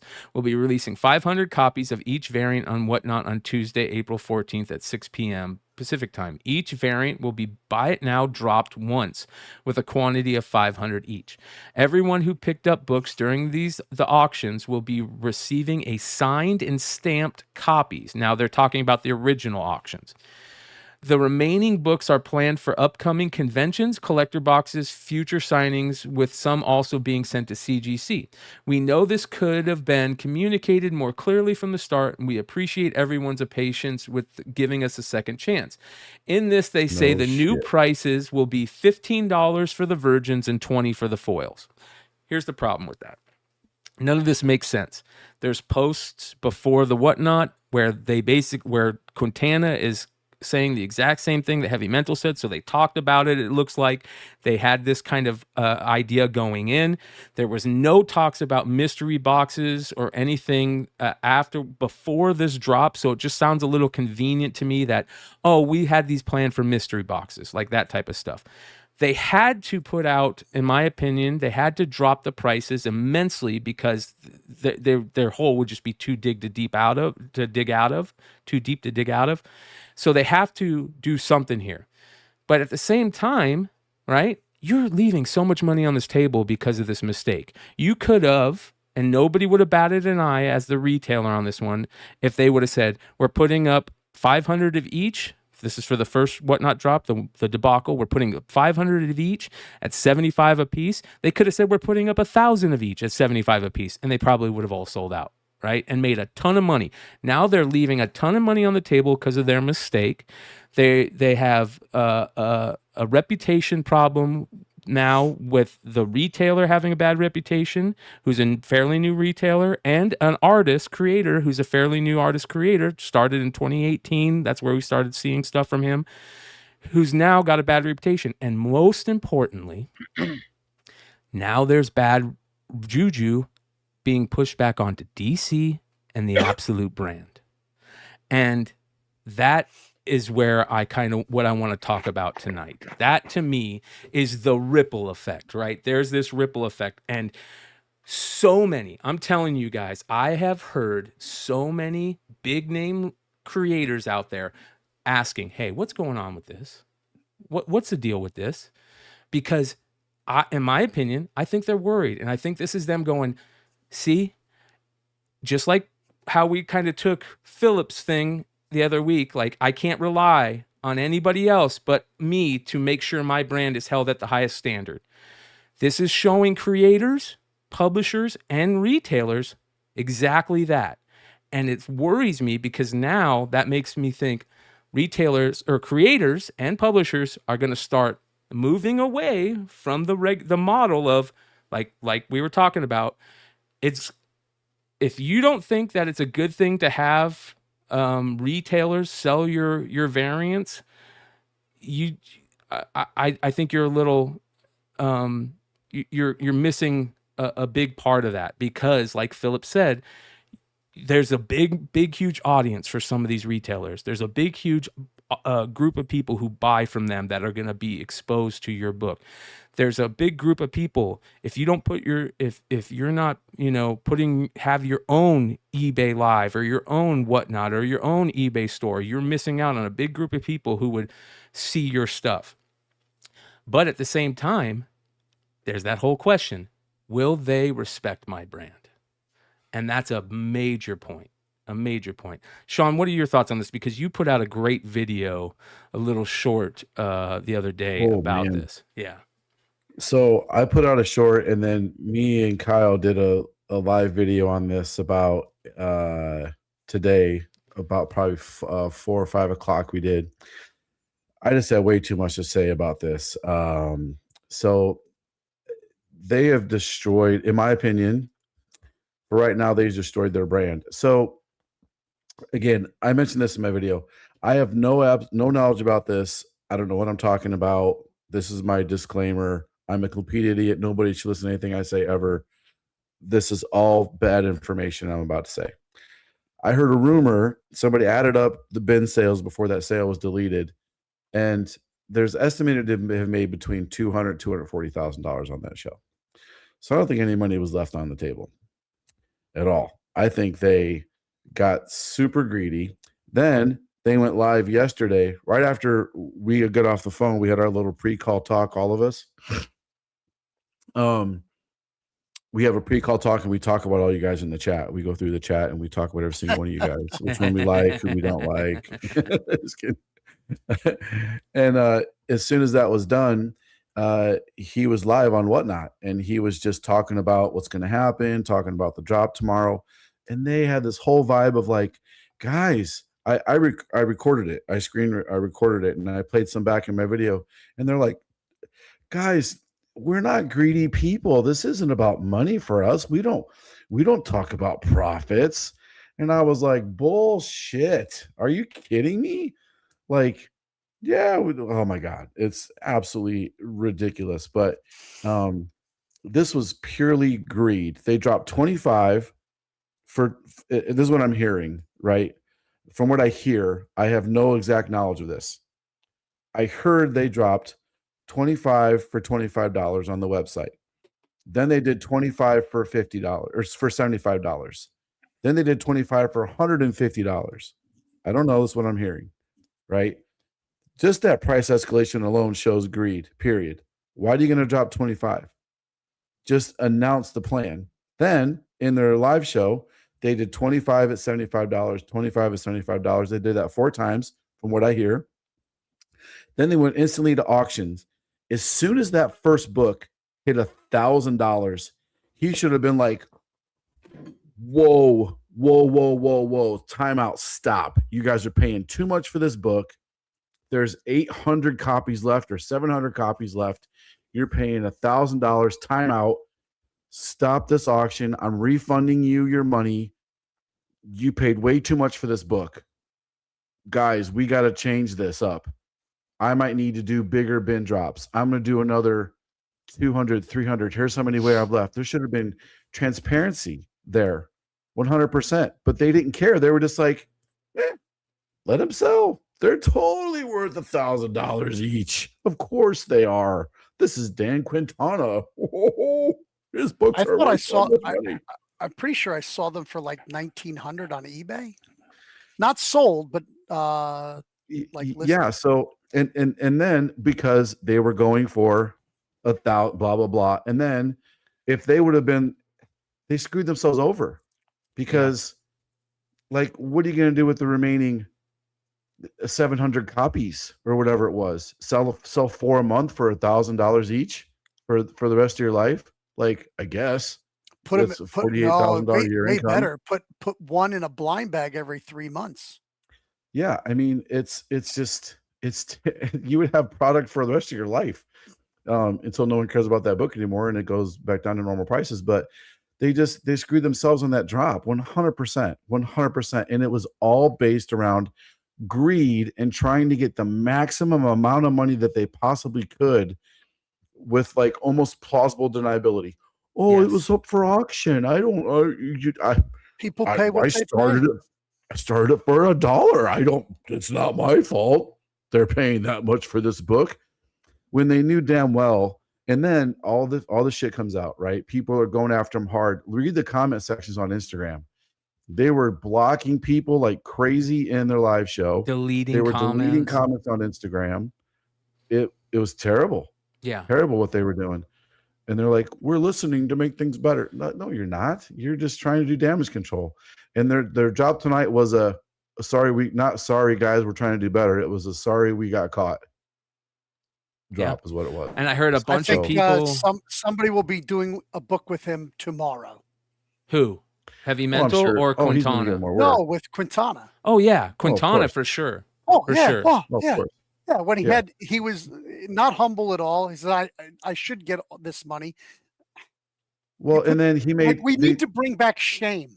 Shame he needs put to, these two. Oh yeah. Oh, I love shame, and a little bit of bullying is healthy for a community, especially. But he made these posts, and again, I sent them to you, Brian, if you didn't see them, and I put them in my video. Quintana made these two. They weren't posts, because if you make a post, people can comment on it. So he put it in his shorts, in his stories, because you can't comment on that, right? Right. Well, yeah, this is the very he read the room, brother. The art. Yeah, it's always been about the art, not the physical me, not the sales. I know it's hard for you non-creatives to understand. All you know is boring numbers. I'm about to wear larger shades and cloaks covering entire self. Strip it down to one convention show in person a year. Move on to open order FOC with major publishers only. Create my own book so we can just take a look at the art. Actually chill, guy like that. I don't know what that means, but here's and listen. This is exactly what I'm talking about. The artist? This is the artist. Yeah. So this is when has he ever done sequential art? I don't know. Never. Go do your own book. Good luck. But it's the hardest thing to do in art. But I know Brian was going to say something real quick, but the way I took this was like, oh, I don't care about the money, guys. I was just sitting there pretending like I didn't know these books were selling for $1,000 each. I'm just the artist. I'm not aware that my remarks and signatures were going for $3,000. And then he made another, before I get to the other one, Brian, I'm sorry, I interrupted you. Go ahead. No, go ahead. Continue. Oh, he did another post that sent you the other image you said where he was like, God, what do you say in that first one? That to me, that was the second one. That was his response to everything. Yeah, this is the first one that he put in. I'll go and read this. Oh, heavy. Oh, yeah. Did hear everyone out. Right there for full transparency. Here's my take. I currently command the highest, quickest resales on the planet right now. I spoke with every top retailer today, and some agreed it's very difficult to currently place a baseline on my work. Not true. That is not fucking true. It's hot and tricky to handle. Definitely difficult for me to even think about logistics. Reason why I have nothing currently in my store. No time. I understand that as an artist. Or not me as an artist, but him being an artist. It's hard for him to find time when he's creating art. He says he's willing to correct any missteps publicly. Not true, because that's not true, because the Heavy Mental has been deleting comments. So if you're willing to fix missteps, you shouldn't delete comments. Bold Ronnie's ultimately a nice guy. Maybe has never had 1,500 people drop into a live, and I happened to be 45 minutes late when the stream began.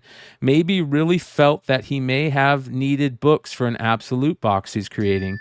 Please give him your thoughts. We can collectively put something great together for you guys. So here's how I read that. Scroll back up real quick. Show that again. I did this in my video. I read this as a Trump post. he's here. Here's my take. I command the highest, quickest resale on the planet. Spoke with every retailer, everyone. They all agree. It's hard to price my stuff. It's definitely tricky for logistics. He's never stuck any mistakes. Bold, so bold, probably the boldest ever, possibly. Like, I read this as a ridiculous Trump post. And like, okay, I command the highest resale on the planet right now. No, you effing don't, you arrogant douchebag.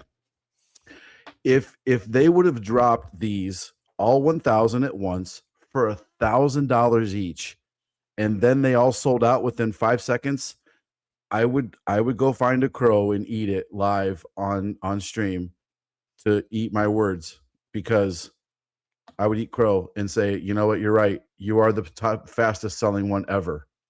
But no, he's just so full of himself. Like, yeah. Well, we see this. I think we see this a couple times a year where new artists will pop. They'll gain a huge following on the secondary market as well as a fan base following, and their stuff will go up on the secondary market, right? And it will help push the excitement. But most of those artists will not let their head get too big to where they totally push away that fan base that they're creating. And that's what this looks like.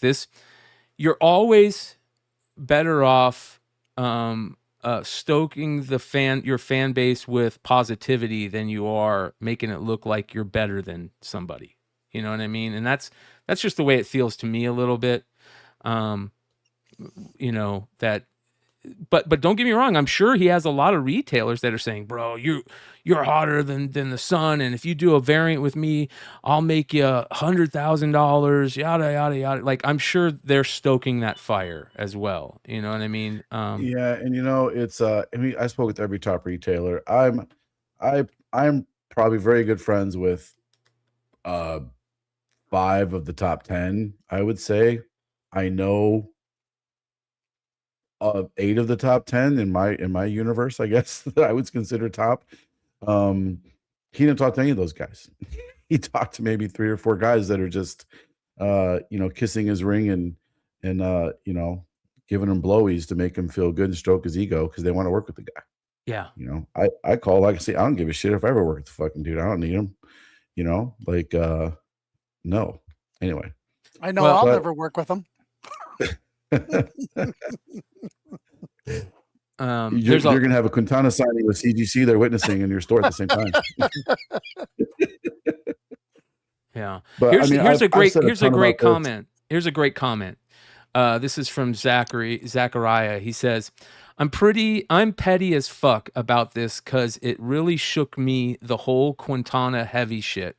But I don't want this story to go. I don't want this story to go away once 20 comes out. And I don't know if he meant I don't or I want this story to go away when 20 comes out, because the way I'm taking that comment is you don't want this background noise, this bullshit to affect Absolute Batman 20 or Absolute Batman 19 or Absolute Batman 21, or the sales of Absolute Batman if you're looking at it from a publisher standpoint, or like that's a writer standpoint, a creator standpoint. You don't want this to affect that.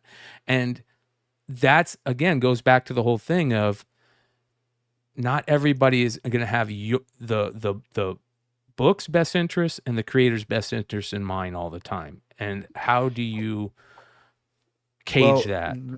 When he did his second drop tonight, which is a whole nother thing, there were probably, I can't remember how many there were in his room, 4,000 people in his room waiting for this drop. But they just wanted to see, they're driving slow by the car crash, right? They just want to see the train wreck.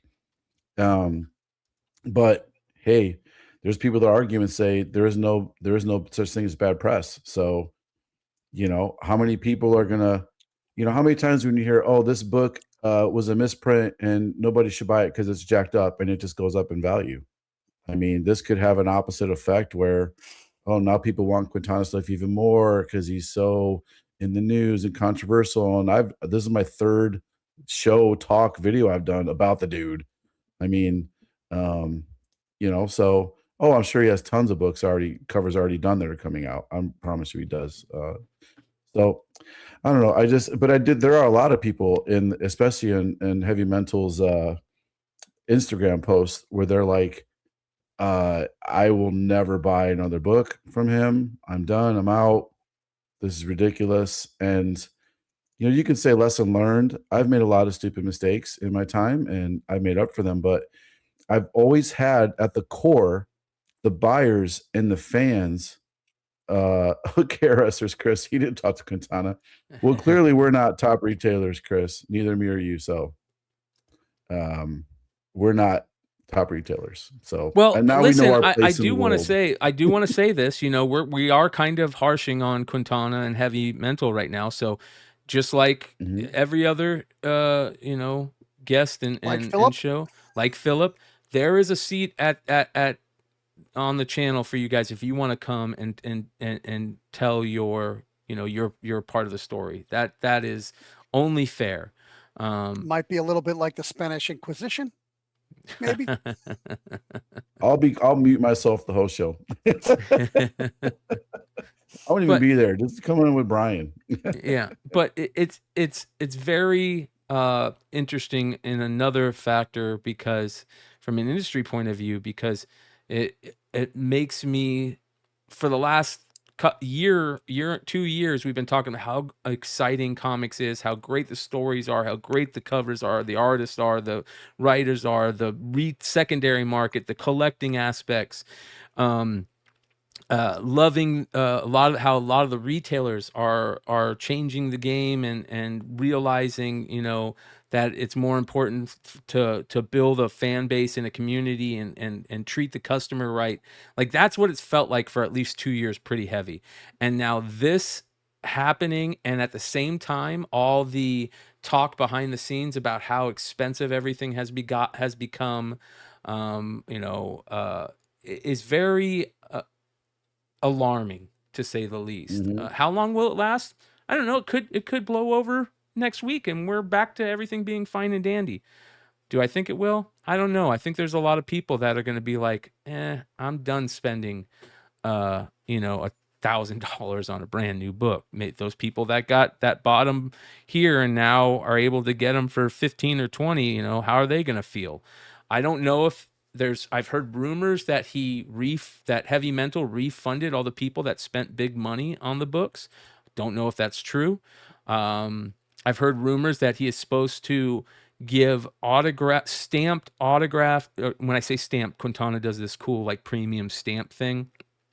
So the people that did buy the first couple books at such big prices, they're supposed to get free autographs or stamps. I don't know how true that is.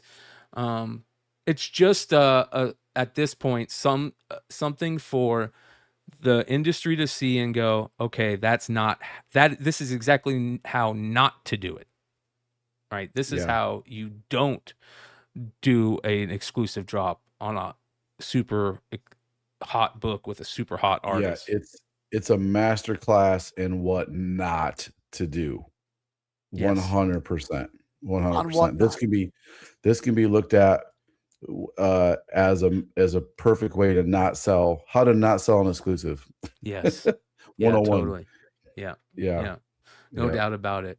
And I know there's a lot of people in the chat tonight that, starting that show, let us know that there was nothing but problems in this new one. Now, I don't know how true that is. I didn't get a chance to see it, but I'm sure we'll hear more about that. But again, what about from a publishing? Shout out to our boy Rye with the $5 super chat. He says, it's mostly flippers, right? ? Let them eat it. Don't buy the books on the secondary market. Now, that's a great comment because I want to talk about that. The flipper market is very important in this current market. If you don't think that having a healthy secondary market, especially on a hot title, is important, you're lost in the sauce, my friend, because the secondary market flipper excitement is what pushed people to see more Dan Quintana. It was that where there's smoke, there's fire, where there's people being like, holy shit, did you see this constantly? that is what brought a lot of people to Quintana's art to begin with. Now, don't get me wrong, his art ultimately is the reason that people want it. But the secondary market excitement, the flipper world helps get that started. It's like a nice little head start. You know what I mean? It helped Dork. It helped White Sky. It helped all these recent books helped come Monsters. out. It helped. It's Monsters. helping Invincible again go crazy, right? Shout out to Lord Zero with a $10 super chat. Appreciate you, brother. The secondary market it's a totally different side from the reader side, obviously, and the reader side is more important because reader gets long-term fans that'll buy the book over time.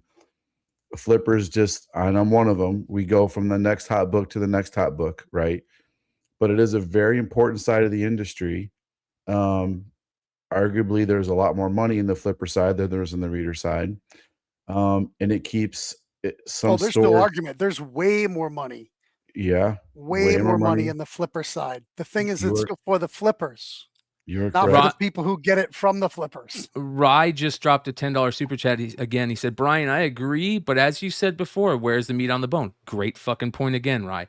That is the point. None. There is no meat on the bone. And this retailer and this creator could have left some meat on the bone and still sold it at $100 a pop, and there would have been meat on the bone for this book, right? Yeah. Do I think? I think that's still a little too much personally, but yeah, and $75 for $1,000 or 1,000 copy trade dress is crazy high, bro. It's the foil should be 75, and even that would be high. But it's Quintana. You got a hot book. If he could have said 75 for the trade, 100 for the virgin, and a set for 150, and people probably would have been like, damn, that's high, but you know what? I get it. And he could have made a ton of money. Had a sellout, be full disclosure, I'm going to keep 100 copies back for signatures, for remarks. Make your auction those remark ones off for $1 start. Let them go for whatever. You don't got to be super greedy. Shout out again to KRS Comics, who just dropped another $20 super chat. He says, it's the retailer's job to give the flipper value.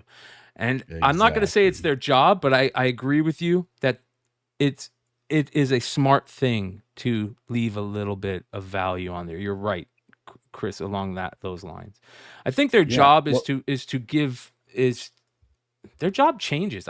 Their job is whatever works for them ultimately, but the secondary market helps. It doesn't necessarily hurt as much as I think it helps, if that makes sense. Yeah, well, I mean, Chris understands that, a big part of our sales of these exclusives, if you got a hot one, are flippers.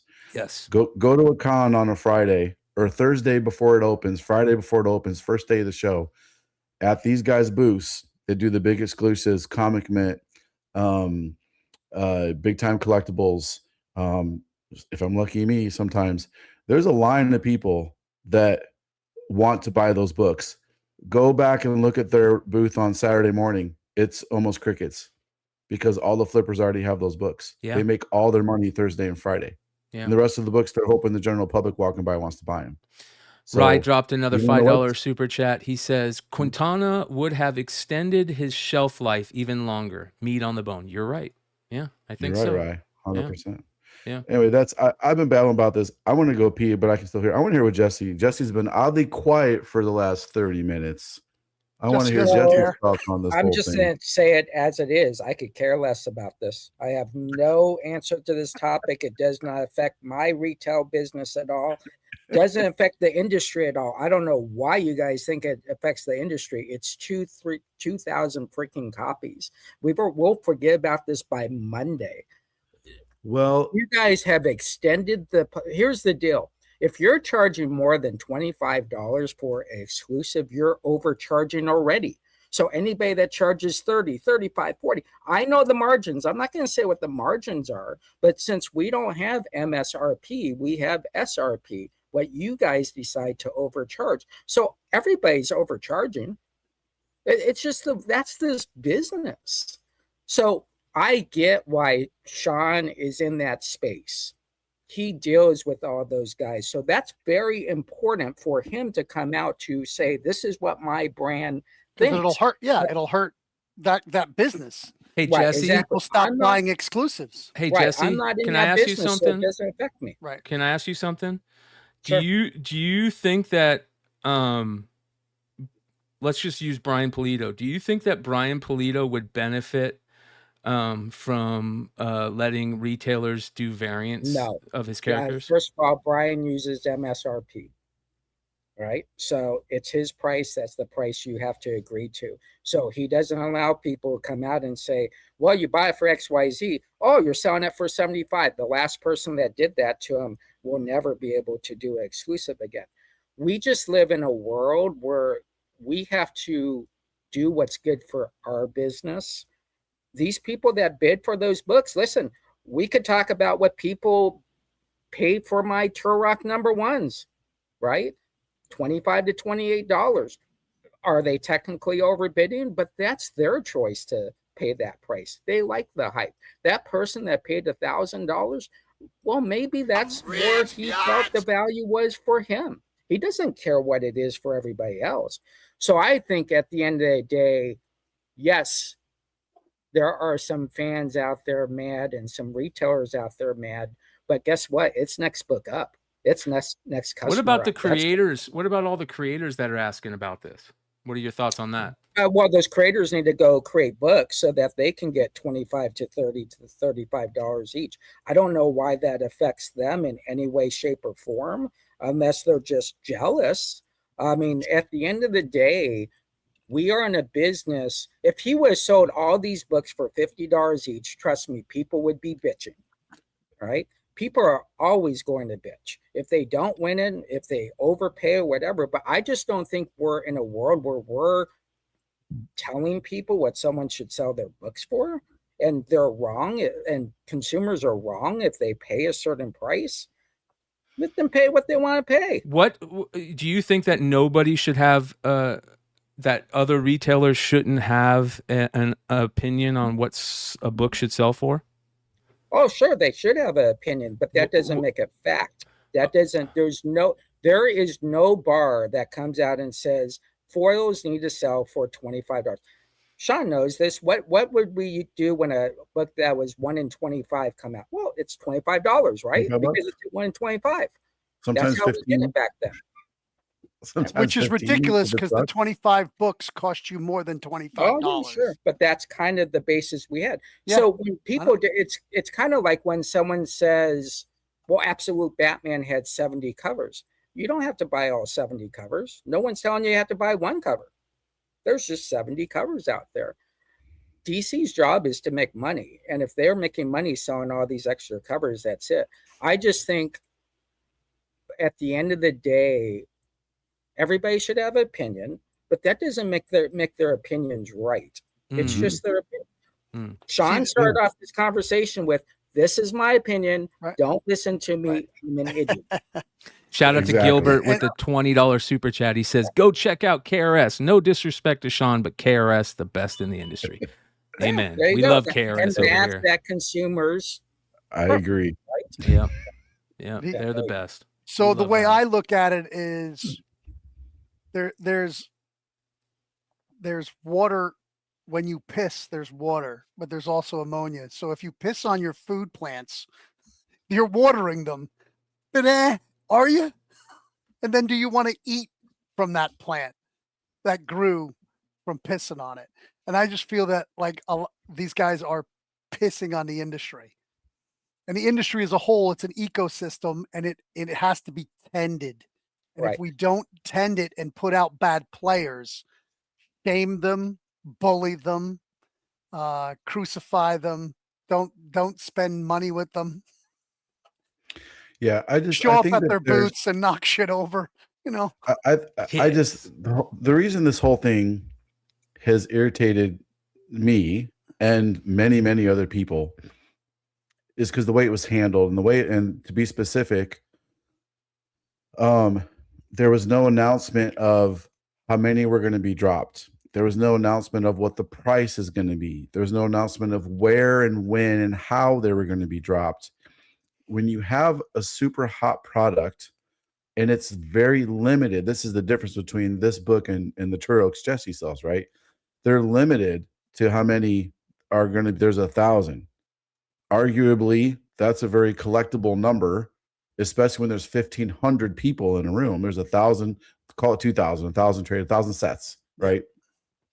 So when this many people want that book, you then have an obligation to your buyers to tell them all this information.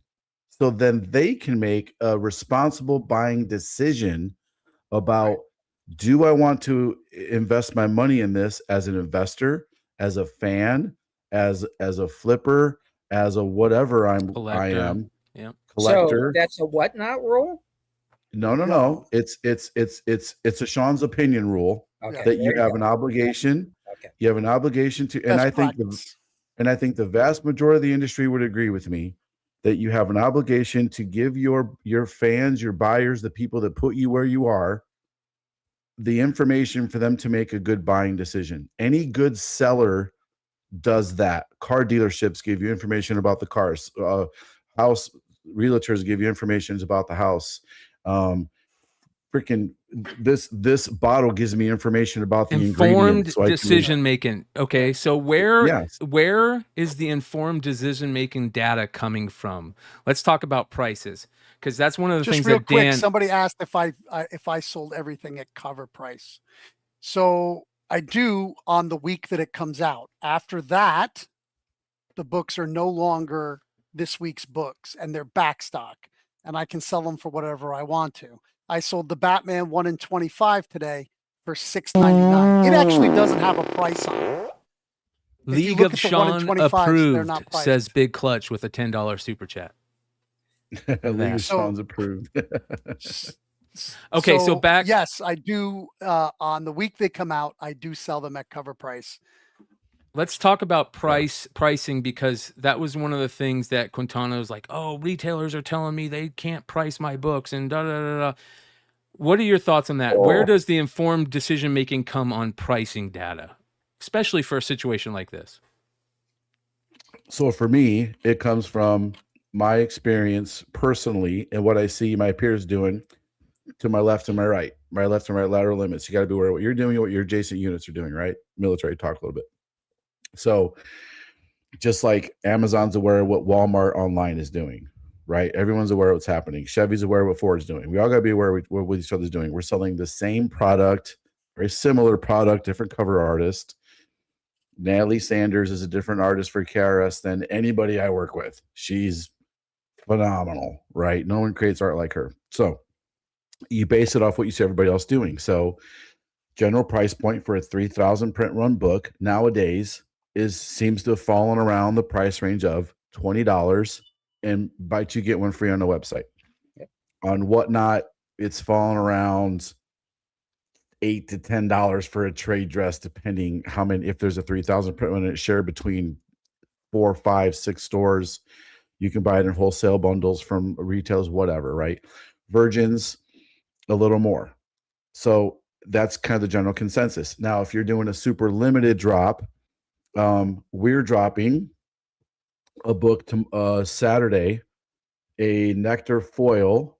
It's 209 copies is the max print run it can be. It's limited to however many sell in 1 hour. Stole that idea from Davis Ryder. Thought it was cool. Going to try it myself. Whatever's in 1 hour sells, that's what it's going to be limited to. We have a COA printed out already. We're going to have them on site. We already have the book scrubbed for damages. That's how we came to 209 out of the 250 that were printed. The COA says there's 250 printed. We're giving all the data to the customers to make a decision. We're pricing those at $40 each. They come in a Mylar already. I feel like that's a fair price for a book limited potentially to only 209 copies. Not a super hot title, not a super cold title. The art's pretty solid. I give it a solid 7 out of 10. I think it's good enough to do a show like that with. So the foils look phenomenal in person. The white background with the silver soul. I love them. you know, I mean, I know I'm a non-creative and all I understand is numbers according to Dan Quintana, but anyway, that's what we're going to do for that book. So I feel comfortable pricing it around that. I'm going to do an absolute exclusive drop. I'll talk a little bit about this here. At Amazing Vegas, we're going to do an absolute exclusive drop of foil. The entire run is going to be signed by Scott Snyder. It's going to be limited to 600 copies. We're going to drop them at the show after they're signed. All of them are going to have a COA. I'm leaning around $60 for each book for that, signed by Scott Snyder. I feel like that's a pretty good, fair price point. Enough money for flippers to have. I can cover the cost of signatures, plus the travel to the con, plus the employee pay, plus the price of the books, and all the other crap that goes into it. I base it on, long answer to short question, I base these things on my past experience selling stuff. Every once in a while you get a book and it hits and it sells out and you're like, hell yeah, it sold out. I never think like, oh man, I should have charged more for that book. I think, hell yeah, I'm glad it sold out. Like, thank you. Oh, a sellout. Finally, right? It doesn't happen very often. It's impossible to sell it at 3,000 copies. I don't care who you are. That's why these guys are doing 1,000 copies, because if they would have 3,000 copies, they can't limit it and get higher prices for the books. Yeah. Duh. I mean, but that's okay. I'm not mad at them for that. And I think that you can also see, if you're an artist and you can use certain tools out there to see what your stuff is going for on the secondary market. You can use cover price. You can use eBay Terapeak. You can contact retailers and say, hey, what did my stuff sell for in the shop? Did you see, like, you can do that. If you don't want to reach out to somebody, you could do it just by cover price alone.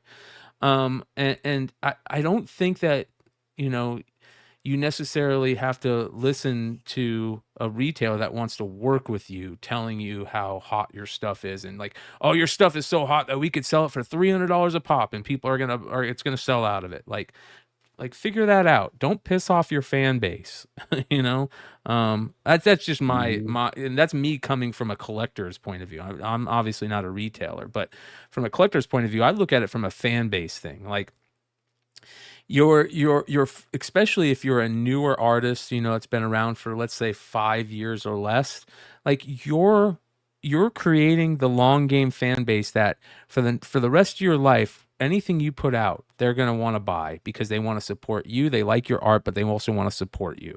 That's the type of fan base that you want to create, in my opinion, as a creator, right? Look at, like, people, and I know I'm bringing up big names. Look at people like Brian Pulido, Rob Liefeld, Scotty Young, J. Scott Campbell. Like, there's people out there that are just gonna, any project, anything that they do, they want to be a part of it.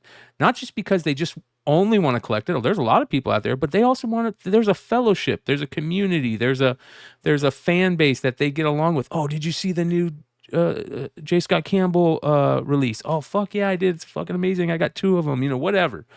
I think that's an important part of this, and a way to look at it. And I've said this 1,000 times, I'm going to keep saying it. It's also a way to look at it if you're a retailer, right? You want customers to come back to you because you treat them well. I went to Jesse's store every week, and that's where it was my main shop, because I knew Jesse was going to treat me well. He's shown me that for years of buying stuff with him, and I'll continue to do that, right? Because of that. Now, if Jesse fucking screws me over, and I feel like I'm being screwed over, maybe I'm going to double think that, and I'm going to go find a new store to shop with, right? Exactly. Yeah, I think where I get confused when I hear someone say, well, there's 1,500 people in the room. I mean, there's more comic book fans than but 1,500 people in a whatnot room is crazy. That's a lot. But my point is, there's 2.5 million people registered as comic book fans on Facebook that follow Facebook. So I get confused that we spend so much time talking about this than actually taking control of our own company and producing great product for our consumer, right? Taking control of your own company. That's the key there, right? Yep. And now because of a situation like this, more and more people are going to say, you know what? I don't know if I want a retailer to talk for me every time. I don't. Well, I think a retailer should be smart and do their due diligence and look up the person and see if they do want to partner up with them. Here's a problem though, is that these guys, and I said this, I could pull up the short that I posted. I said this weeks ago. This influx of Absolute Batman is going to bring a lot of people to the table that don't have a effing clue what they're doing. They don't know how to sell comic books. And I told people, don't buy books from retailers that don't have experience and don't know how to sell comics. This dude didn't know how to sell a big exclusive, and he blew it out his ass because greed got the better part of him, in my opinion. Right? So I don't care you've been on the platform, whatnot, for 4 years. You could be on there selling little tiny comics, weekly books here and there. That's fine. But until you have a big money. So let me ask you this, Shawn. Let me ask you a question. So in 2015, be right back. I'm gonna go use the restroom. Hey, don't pee on your vegetables. Flowers. Yeah, your flower or whatever. Yeah, don't pee on your whatever. Emmet said, don't on your crops. Yeah, on your crops. Don't pee on your crops. So in 2010, 2011, 12, 13, when you came in, you had to have a storefront, right? You had to couldn't get comics. Yeah, to get comics. When that went away in about 2014, 2015, is that what you would like to see, or are we still in that? I know you're about full capitalism and all that stuff, but what do you see curtails that in today's environment? So I don't ask me that question one more time. I don't really understand exactly what you mean. Okay, so basically what I'm saying is when DC says we've sold 70 covers, and you turn around and you look and you say, well, there's kind of 35 people have never done a cover before. They haven't even done a show before. Is there some criteria that you believe should be in play, especially on a Batman Absolute? Do you feel there should be something like that? That's a tough one because I bitch about DC saying that an artist isn't ready for Absolute. Like they can do DC covers, but they can't do Absolute covers. Like, what's so special about drawing Batman this way instead of that way? Like, that's odd to me.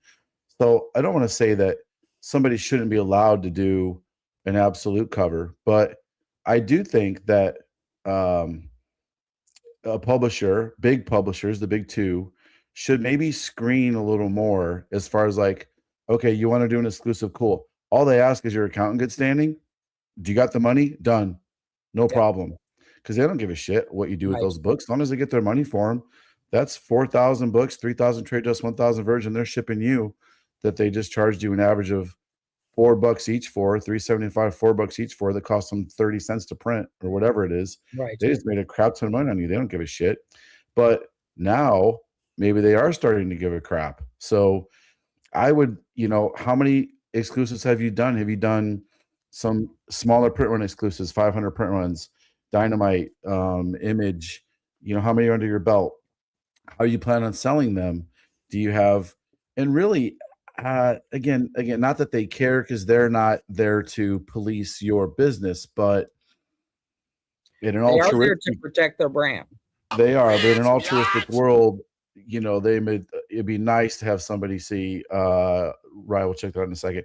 I'd love to see somebody say something like, well, how do you plan on selling these? I'm gonna sell them all on the corner in a lemonade stand. You're gonna fail. This is a $20,000 project, right? You're gonna fail if you do that.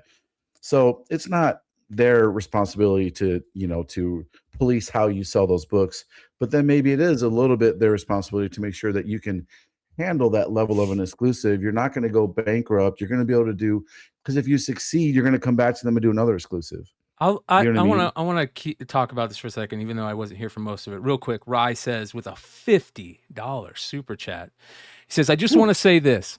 I tune into Jesse and Comic Book Therapy when I can. Jesse doesn't care if there's 40 people watching or 8 people watching.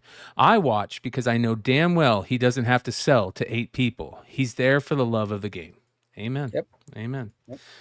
I like what Kara said too. I think DC raising the MOQ was done to flush out smaller retailers. I agree. I mean, honestly, Marvel's pricing for foils is insane. Yep. Insane. Like, Well, tell me you don't want us to do foils without telling me you don't want us to do foils. I think what you're Like, talking about, Shawn, and tell me if I'm wrong here, but I like this.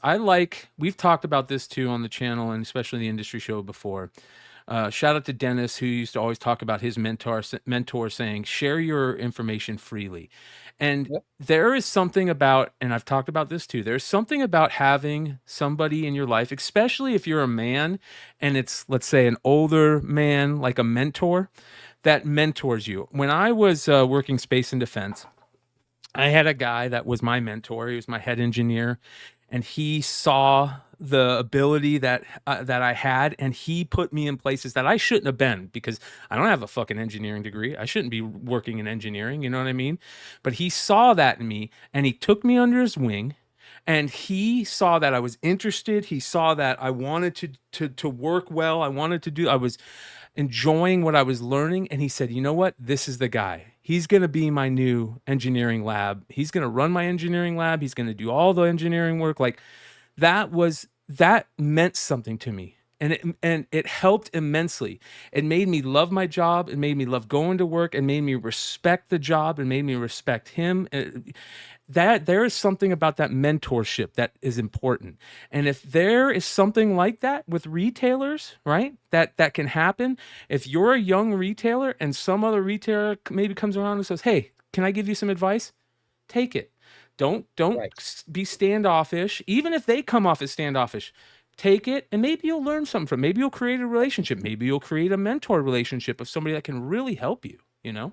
Yeah, a great businessman seizes the moment to give hope to people and make people better than oneself. That should be everybody's goal in life, just in life in general. I'm not talking about comic books. We should always be willing to help someone be better than oneself. And when you get to that moment, that's when you're successful. And I think that's very important. I want to tell you one thing that happens, and it's the Jordan world, Jordans. So as the shoe buyer for Nordstrom, I would go in and we would meet with Nike and we would say, well, what do you want? I go, well, you got generation, whatever, 5, whatever, 3, it doesn't matter. Retro XYZ. And I would say, okay, I got $10 million. I want to buy $10 million in shoes. I got 267 stores. We're ready to rock and roll. Awesome. Great. We'll see you in the morning. So they come back and they go, okay, here's your order. Well, my order is only 4 million. I wanted to spend 10 million. No, we're only wanting to put this in 80 stores. And here's the reason why. You have a store in Scottsdale, and we want to put those books in Scottsdale, but next door you got Chandler, Arizona. We're not going to put our books there or our shoes there, right? And they're controlling their inventory. They're controlling where their brand is. They're getting higher exposure. And I think that's very, very important. If you're doing an exclusive, there was a time where Image was, would say, hey, we're only doing 6 exclusives for this book.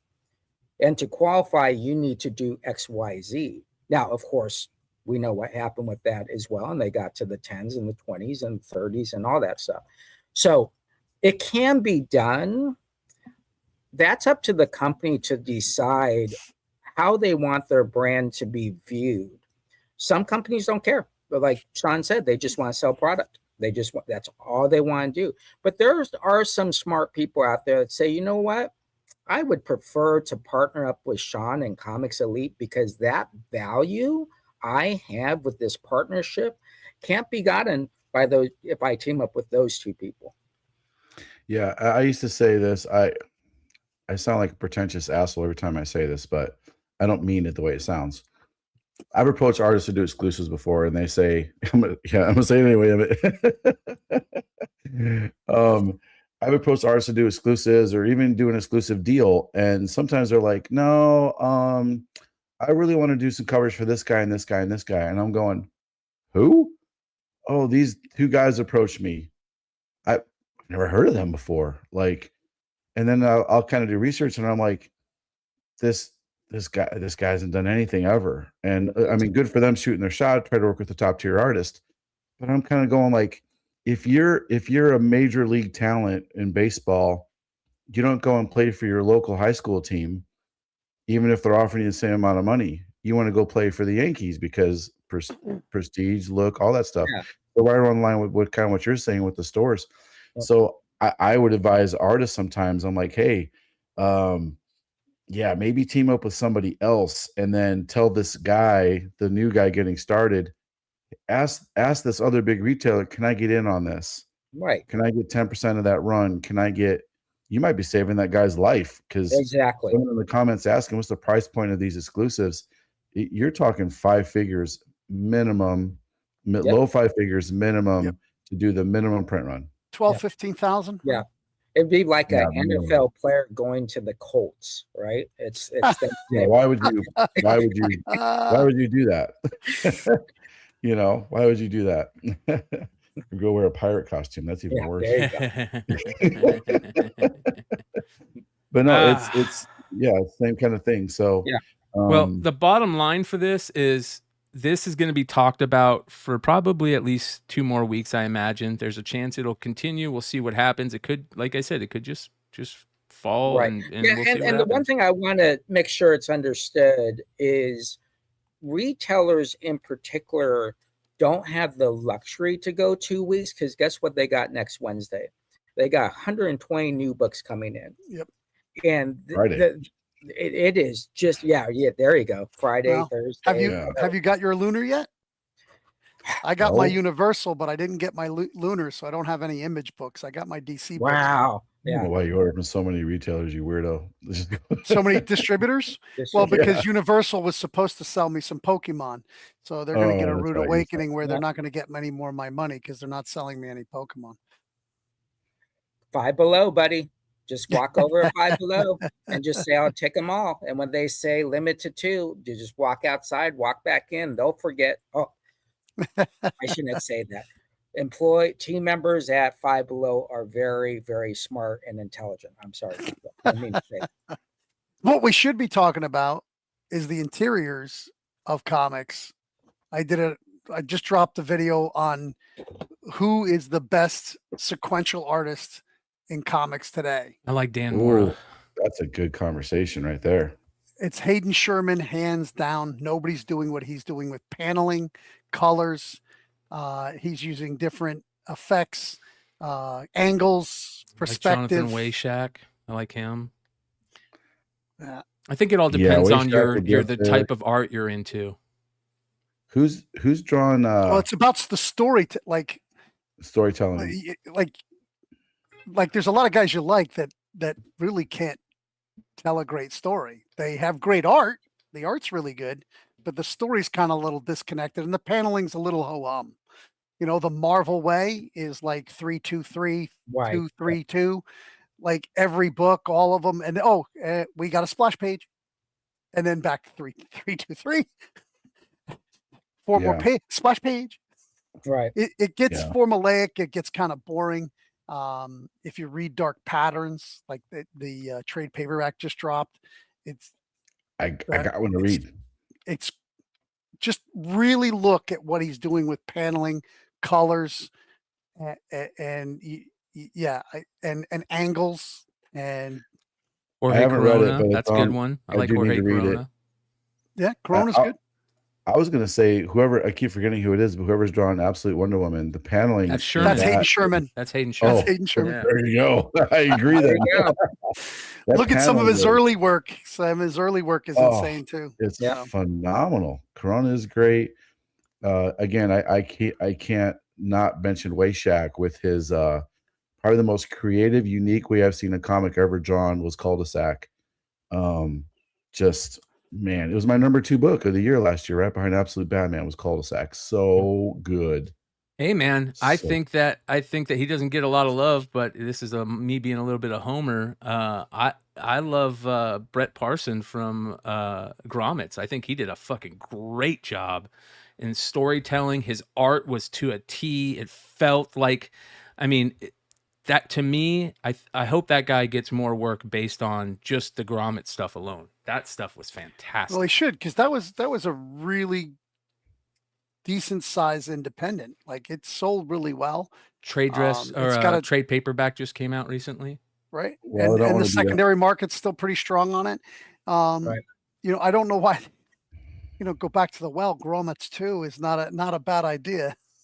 I hate to be a homer too, but I really think that what Trish is doing with Farrell Oh, is great point, Tony and Trish. Yeah, and the whole team Oh, over there. man. Yeah, Yeah, great team. Stray Dogs was really well, good storytelling with Right. the sequentials. Yeah. Yeah. Seeing what she does with his scripts, like, holy crap. I think like her. There you go. Yeah. Yeah, I think the emotions she gives the animals plays a little bit more that Dawn than Bluth. anything experimenting with paneling or anything like that. But Yeah. like the expressiveness, like Caitlin Yarsky, that expressiveness that they can give the animals or whatever they're drawing, the Mhm. emotions on the faces is so much. This was Yeah, a They're doing so completely much. Talk about Silent. storytelling. This was a completely Yep. silent issue, and it was excellent. It was good. The storytelling, real the good. paneling, the emotion, everything about this was Yep. excellent. And even better, Yeah. here's my baby girl right there. That's so cool. He did that for you guys. Yeah. Shout out to our That's boy so Clutch. cool. Yeah. That's probably the coolest thing I've seen in comics. Made Like me done cry on like that a little level. girl, dude. Dude, I was at home in my bed watching. I was like, that's fucking cool shit, man. Hey, and speaking about being another homer, I think that Mark has gotten really good at storytelling. Now I know some people don't like his interior art as much as his cover art, but I think his storytelling and the way that his paneling and his wording has gotten really, really good. You guys know I thought Monsters #9 was fucking excellent. I thought that Midnight Man was excellent, but that's another guy I'll put out there. So, all right. Next, we have a little bit of update on the Diamond bankruptcy, and this kind of goes full circle to where we first got involved. Shout out to Bruce Ogilvy and the Alliance Entertainment crew. Some news with that, right, Jesse? Yep. Yeah. So basically, what they're saying is, give me my freaking $8 million back. Give me my fucking That's money. basically what's going on. That's what they're asking for. JP Morgan has jumped in and said, listen, we are number one. We're supposed to be getting our money back. There's only $340,000 in the bank account at Diamond. This is ridiculous. And so what the trustee is now doing is the trustee's kind of protecting himself. He knows he's effed up. And they are going to catch everybody that got prepaid before the bankruptcy. And I guarantee you they're going to have to pay back that money back. It says here the Guarantee it. Alliance litigation involves some $30 million in counterclaims by the Diamond estate against Alliance, including an $8 million deposit currently being held in escrow. The litigation was originally launched by Alliance Entertainment related to its withdrawal of an approved offer to purchase Diamond Comic Distributors and Alliance Game Distributors after discovering that Wizards of the Coast was no longer a supplier. Right. So $8 million in deposit is being held in escrow. It's a lot of money. And what's funny is JP Morgan is willing to invest another $734,000 into this company to retain their $40 million. So it definitely is worth that sacrifice to put $730,000 in it.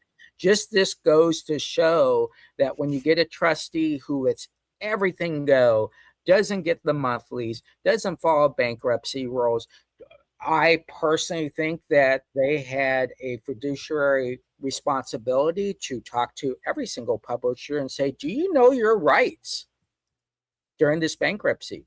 I don't think that happened. And so I think at the end of the day, listen, we're then be talking about this in 3 months, and it's going to be the same thing. And they'll probably have $120,000 in the bank account at that point. Do you think that it's going to end up being sold off in one lump to someone like an Ollie's, or do you think it's going to be parceled into pieces and sold in pieces?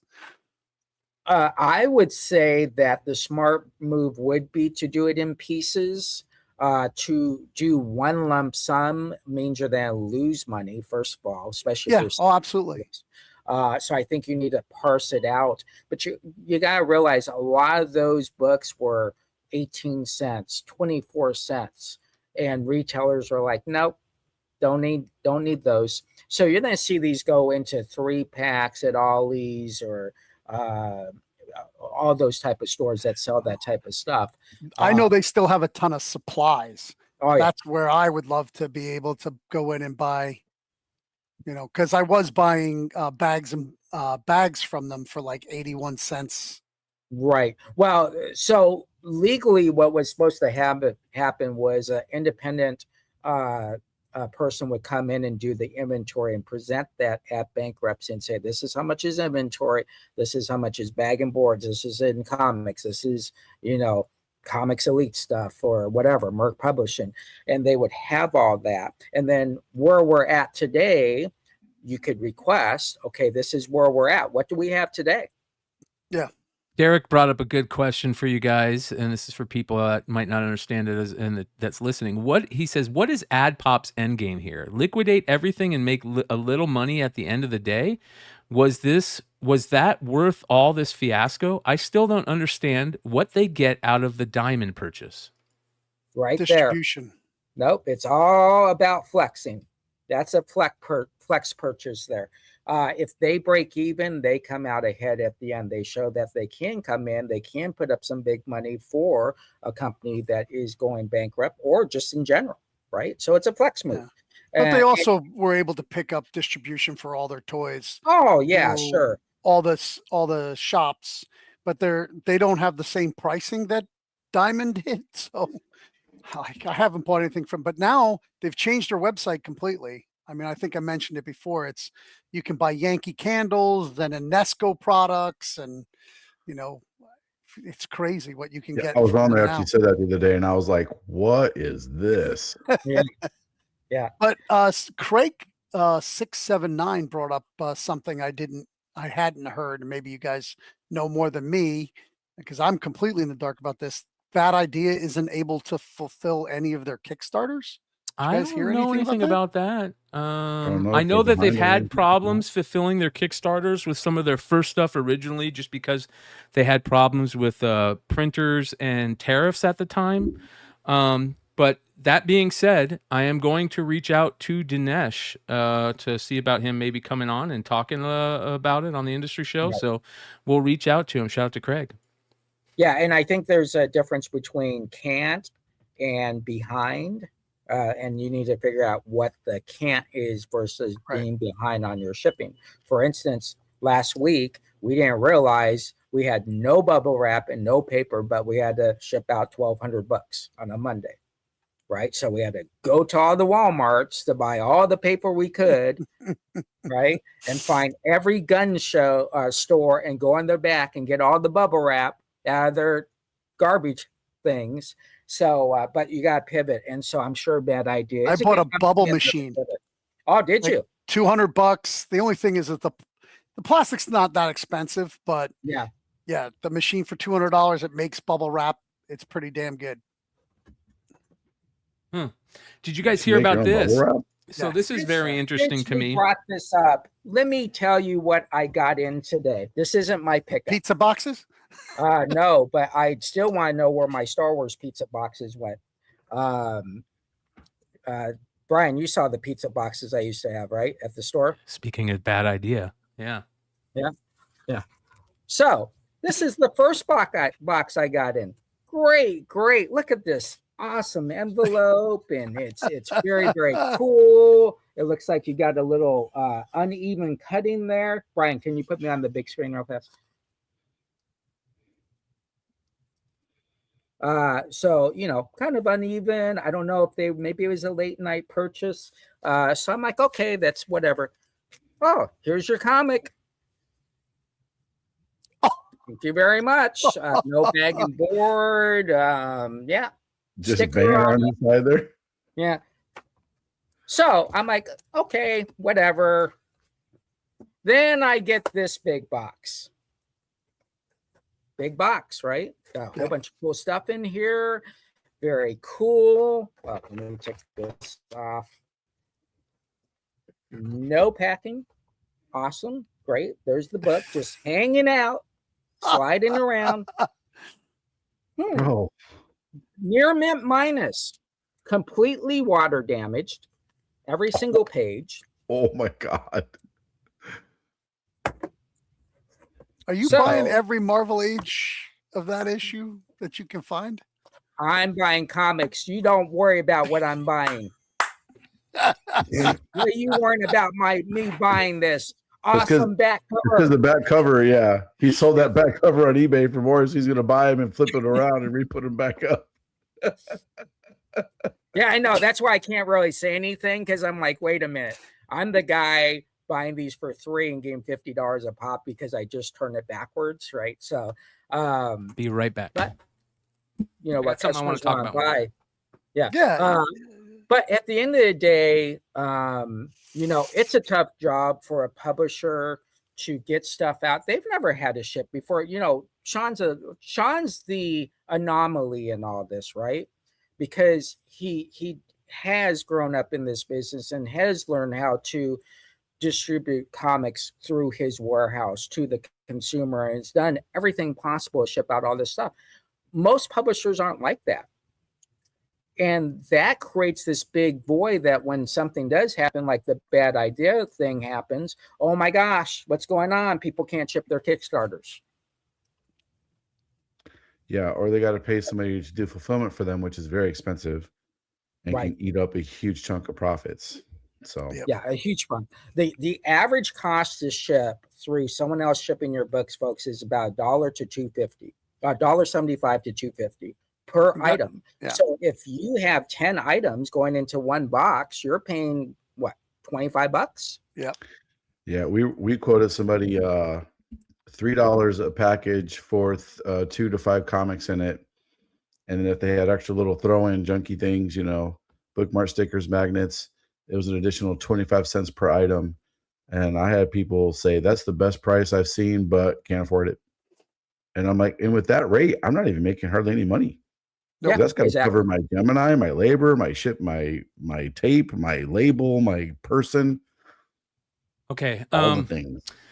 We talked about Queen in Black blind bags. I think, was it last episode? Maybe. Did you guys see this? This is very interesting. Marvel adds display box option to Queen in Black blind bag program. Now, here's what this is, you guys. If you guys are wondering what this is.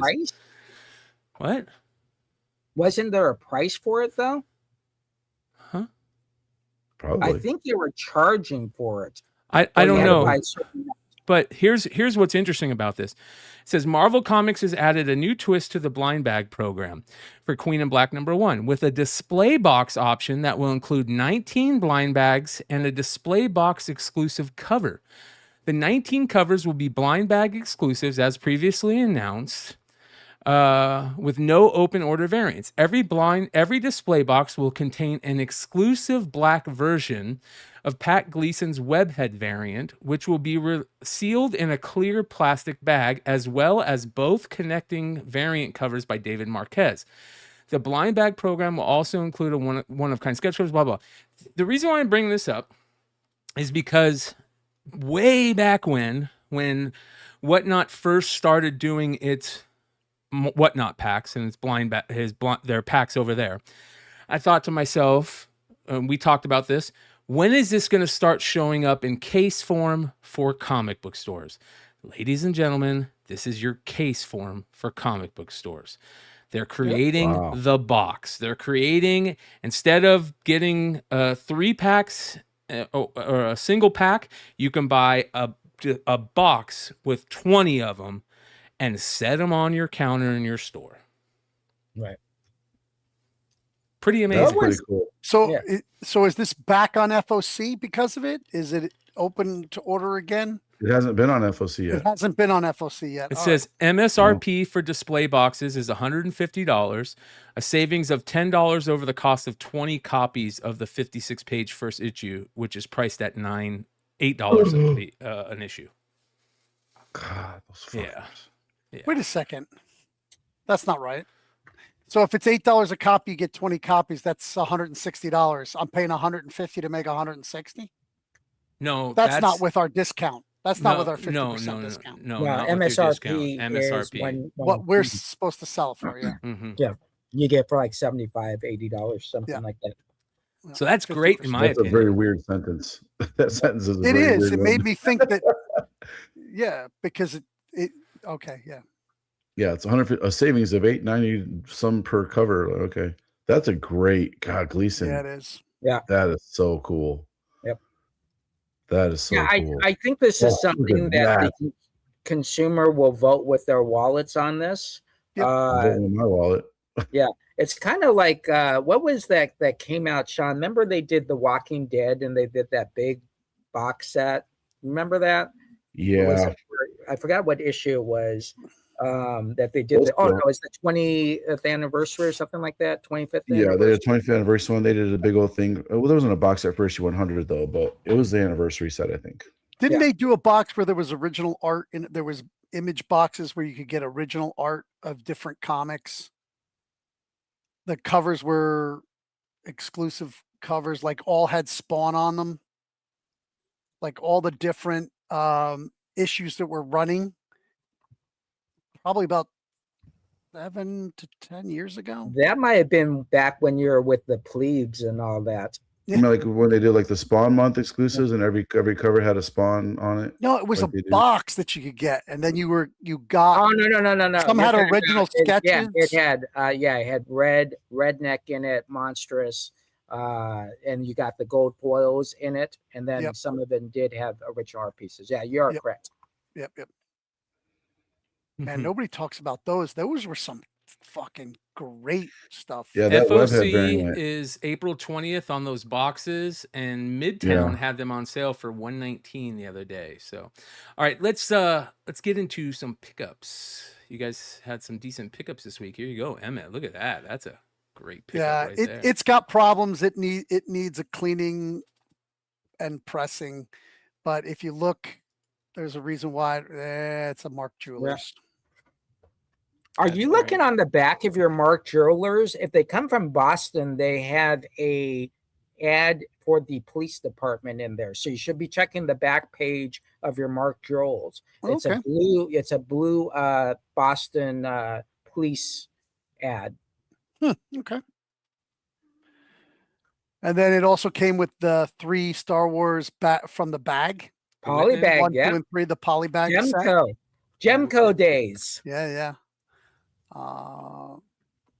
So this is it's hard to see, but I got a huge collection of action figures, Toy Biz Marvel, Swamp Thing, and Captain Planet. Holy crap, look at that. Yeah. So Dude. this is all, every single one of those boxes is full of NES games. Oh wow. Holy shit. Huge. Very nice. Yeah. This is just kind of a little tour of my basement. So these are all 1940s Western films. Yep. 70 millimeter films. So those, the casings alone, you can get about $40 to $50 a piece just on the casings itself. They're very, very looked after. Then this is my wall of backstock video games. So I have all of these are all my doubles and triples from upstairs that I have stored in the basement. Oh, that's not it. Yeah. Oh, where'd it go? A little further, a little further. This is all the stereo components that are doubles and triples or just doesn't fit upstairs in the audio section. There's the Toy Biz stuff. So legit question for you. Yes. How do you move 8 millimeter old Western films and stereo components? Like I wouldn't even, I'd be like eBay. Like, I don't even know. So some stereo equipment does go on eBay if it's 70s. Yeah. You're talking about ridiculous. You wouldn't. The weight is just crazy. So with 1980s Techniques direct drive original turntable, like $1,200. Yeah. Yep. Wow. Yeah. Marantz 70s, like wood and chrome, $1,000. Adcom or Macintosh. Bojan is another good name. Bang & Olufsen. That's nuts. Yeah. I thought I would if somebody came to me with that stuff, I'd be like, this is all junk. I don't even want it. Yeah. So those movies too, the cases themselves, like if the movies go bad, and they can go bad, you can just sell the cases for $40 a piece. Yep. Exactly. But Those the like movies themselves, the movies themselves, if they still are playable, there are people that collect them. And these are all Westerns from the 40s. So, yeah. That's got to be cool. Yeah. Westerns are still hot. I tell you what, single comic sales on Westerns and war just rock the house. War really is, for me, war is really picking up. Yeah. I have a lot of Western stuff. I need to price it correctly. War's really picking up. War's really picking up for Donald Trump too. Yeah. I wish I had the Zapruder film. I wish. Couldn't resist. I do have a Mickey Mantle teaching baseball film. And and a NASA film that they sent to schools about the landing. Yeah. So yeah, a lot of colleges, places to pick up these films are colleges that are closing down, libraries, high schools that move libraries. Yeah. And they've just been storing them. They haven't used them in years, and they're just like, let's get rid of them. Yeah. Yeah, the big thing that they don't have, I haven't found it out here, but they do the police station auctions twice a year. Those are huge because phenomenal. All these rich guys are buying everything, right? And then you're getting all these diamond rings for like $5, $8, right? Yep. That's crazy. Yep. I do all the government auctions. Yeah, Auctions International. I used to be able to go to the base and look at the inside DRMO. Dermo. Yeah, man. Dermo, they've changed the name now, but it's the same thing. Same stuff. Yep. I made a lot of money on that stuff. Fucking A. All right, Jesse, you got some pickups, my friend? All right. So first of all, we have a new sponsorship that I don't know what it is. So we've been getting like 2 a week from Paramount Pictures, which has been pretty crazy, but it's cool to have them as one of the sponsors of the show. So it looks like we are doing, this is Paramount Pictures. It is called Primate. So that is a new promo that we just picked up. And then we're getting all now on DVD. Yeah. That's wild. They still sell DVDs. Oh, they're back, brother. They're back. Yeah, but one of the things with the DVDs that they do, they're all specialty DVDs, so that you can't actually buy these. They have all the special stuff in them that we get, so that's pretty cool. Running Man, Strange New Worlds, and all that. All right, we got a You Look Marvelous Billy Crystal. 45. Yeah, 45. So that came in. I did want to show that when we did do a thing for Millie as well. So we did do that for her celebrating 4th of July. So pretty cool there. Then we got a Mo phone. That's awesome. Yep. That came in. Very, very cool. Oh my God. That is so awesome. And you were talking about libraries. So we want to show you some history here, some crazy, crazy history. So there are libraries across the nation that do check out comics to people. So we got this book, and I can't read what library it is, but they checked out this book. Oh, wow. Yep. Stamped on the cover. Yep. Stamped on the cover for this very big key book. And the crazy part about it is that's how many people checked it out. Right? Yeah. And the crazy part is these people really love reading comics because no one pulled the tattoo out. Oh my God. That's crazy. Yeah. That is crazy sauce there. It is amazing. Can you show the tattoos think, again? I want to see what the tattoos look like. Okay. You can never see the tattoos. You have to 'cause they're all shine it flat. through. Yeah, they're inside. Yeah, they're inside the cool. tattoo. It's very hard to show. That's but cool. Yeah. So, they probably were afraid that they brought it back without the tattoo, that the library would find them. That's the only thing I can think of, right? We are in a world that it's cool to get an ASM 300 and a Newman's 98, but we are in a world now where the story of what you buy adds to the value of it. So even though that's a cool book, it's in a good minus a poor reader copy, whatever it is, but it's a cool story. And so that's I'm always, when I buy, I'm always I bet you there's about not another book out there in the country that there's a 238 library edition with the tattoos still in it. I guarantee. Yeah, there's not another one of those in the country. Yeah, exactly. Yeah. All right, that's my pickups. Oh, did you know, real fast, did you know Grit is still in business? Really? What? No. Yeah, I was looking up. Brian, look up the name of that. I do want to show one more thing real fast, too, if I can find it. Hopefully I can find it. Shawn might have to go with his pickups real fast. What did I do with that? But Grit is under a new company name. Grit. It was you could win stuff by selling stuff for them. Grit, Rural American Know-How is a magazine, formerly a weekly newspaper, popular in the rural U.S. During much of the 20th century, it carried the substitute American's Greatest Family newspaper. Is that the same thing? No. Grit. The Grit is the one where you sell the product to win bicycles and all that. So put Grit comic books. I did. That's what came up. I thought that was the same thing. Isn't that it? Yeah, I think it's the same thing, isn't it? Yeah, I remember reading. Look at right there. Look at those. Yeah, it's the same thing.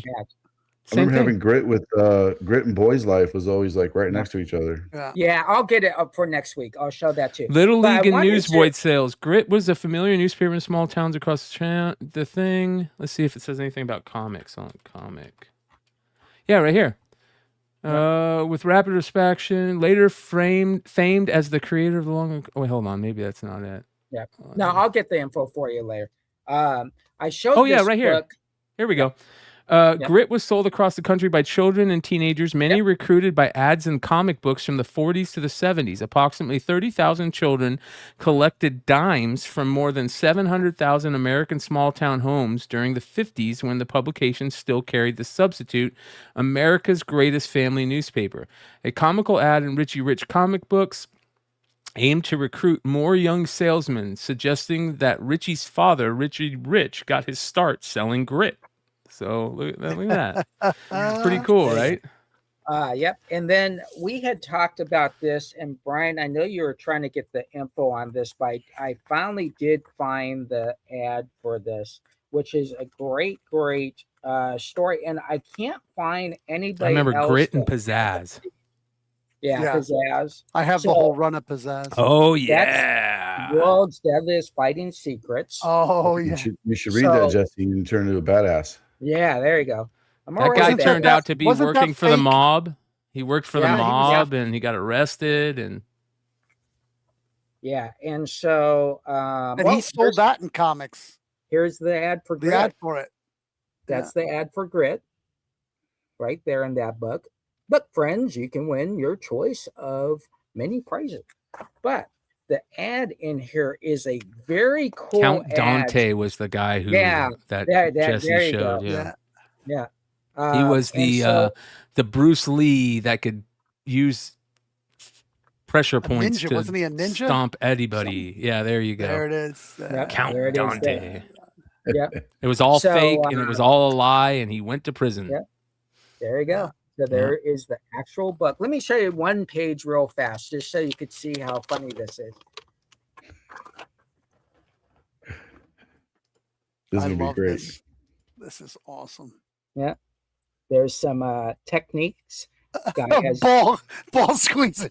Yeah. Gouge his eyes out and squeeze his nuts. Yeah. That'll work every time. That works every time. Yeah, exactly. That was definitely the deadliest secret. There It you looks go. like a book called How to Fight Like a Girl. Yeah, there you go. Hey, Push him in the eyes, kick him in the the balls. book is about winning. Yeah. Yeah, it's about winning. Step 1, grow your nails out. Yeah, there you go. All right, that's my Good pickup. Lord. All right, Shawn, you got any pickups? Any cool things to talk about? I mean, not really. I sent it some stuff on Instagram. We do got some cool stuff happening this week. Well, before you talk about this, I want to talk okay. about my point of view on this. So, Shawn came to me probably 3 weeks ago, maybe. I think it was probably 3 weeks ago, and he says, "Hey, man, I want to show you a cover, and I want to get your ideas and what you think about it." And I fucking geeked out. I was like, "Holy shit, bro, that's a great cover!" And what's interesting is it's for Nectar, and we kind of talked about Nectar on here quite heavily. Speaking of Jonathan Wayshak, they had a couple of beautiful variants for that. Unfortunately, Vault has decided to reprint those variants on the second printing. They're doing the cash grab stuff, which is kind of a bummer. Weird. Yeah, it's kind of a bummer. They kind of ruined the excitement of that. But the story was good for issue 1, right? I haven't read anything. Has issue 2 come out of Nectar? It did. I read it today. Was it any good? It's good. It's good. It's good. It gets better. So I like the whole premise. I like the idea. I'm giving Vault a little bit a benefit of the doubt. They kind of screwed it up a little bit. They kind of screwed the pooch. But this fucking cover right here, Shawn, and I told you this before we even showed it, it is fantastic. Look at this, you guys. It's cool. It's pretty good. Yeah, Fucking very nice. excellent, dude. Who did this? Pretty good. Sheldon Bucher. I sent the next image should have the back cover, the front and back cover. This is the cover A. So this is the regular drop. There's 497 sellable copies. There were 3 damages, shipped very well. It's going to be $15 each. And we're going to sell it tomorrow at 7:00. You can use code Beyond10 to get 10% off anything on the whole website, actually. And that's how we're going to sell it. Now, this is the foil white background variant. This is limited to 250. There were 250 printed. Only 209 were sellable after damages. So the max amount of this that can be done is 209. Here's how we're going to do this. It's going to be live Saturday at 10:30. It's going to go live for 1 hour. That's it. If we sell 10 copies in an hour, it'll be limited to 10. We already have a COA done up for it. I sent that in the chat also, Brian. There's a COA for it. It's already done up. It's being printed. Should be done being printed tomorrow. And whatever sells in an hour, we're going to drop 50 on the website. So you can use the code Beyond10 to get it for 10% off. We got 50 on Whatnot at a time. Don't worry, we're not raising the price. And then there's going to be 50 on the Patreon website, 50 on eBay Live. So we're going to start with an initial drop of 100, see how that goes. If it sells out on one channel, not on another, we can play with numbers. Okay, there's still, let's just say they sell out on Whatnot, but there's still some on the website. We'll take them down from the website, add them to Whatnot. We can play with the numbers until we get to a max of 209. That's it. Tell you what, you guys, because he's dropping it on Saturday at 10:30 p.m. Eastern, that kind of coincides with a little show we do on this channel. So if you're watching Saturday night, Modern Comic Mayhem, we might have a little link for you. So just be around. You can use the Beyond Wednesdays code and save a little bit of money. Yeah, so there you go. Do they not give you the overage? There's no overage on this one. Really? Nope. We got 500 copies and 250 copies. Exactly. Wow. Okay. Yeah. Yep. Beautiful. So that's with the smaller printers, you can do that, right? Yeah, and Smaller all of publishers. the Publishers, yeah. I'm sorry. yeah. Misspoke. There Thanks, should Brian. be a COA in the chat. I don't know if you can open it or not. It's a pretty big file, but I put the COA in the chat so people can see if you want to. It's in our email newsletter. I think I put it in there. Is this the COA right here? Yeah. That's pretty dope. Oh, The looks good. It's slightly smaller than backer board size. It's all broken down right there. A total of 250 copies were produced, and also right copies back. are permanently destroyed after the close of the sale. Proof of destruction is documented and publicly available on our YouTube channel. Honestly, we're probably just going to destroy them right there on Whatnot. I did a little video. It's already on our YouTube channel, a little short, talking about the release. I showed the foil copy in a Mylar. So all these are going to be in a Mylar with a COA, and they're going to be $40. So I feel like that was pretty good pricing on it. Not too high, not too low. You know, these foil books aren't cheap, guys, to get produced. So keep that in mind. Anytime you're buying a foil from anybody. Hey, Shawn, have you heard that, and this might be old news, that they can't do hollow foil anymore? Who's they? Well, any printer. Oh, no. Okay, so you can still do hollow printing. Yeah, as far as I know. All right. Unless like there's some kind of weird shortage of the paper. All the sports card people still do it. Do they? Okay. They have okay. holograms on sporting items. Yeah, I haven't heard that. Don't enter this dirty game just because you guys crack me up in the chat. I swear I get distracted from what we're talking about sometimes about reading the chat. Don't enter this dirty game, Shawn. Just give the comics to me. I would, but you're not talking to me. You're talking to Shawn. So I don't know who that is. So thank God. There you go. Yeah, exactly.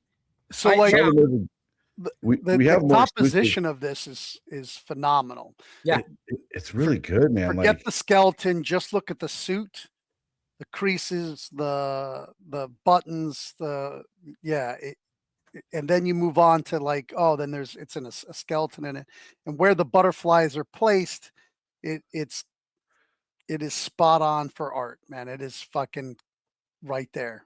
Yeah, I liked how little things like, for example, the shadow from the one hand is covering the other hand. Yep. The bow tie is almost the same color as the butterflies.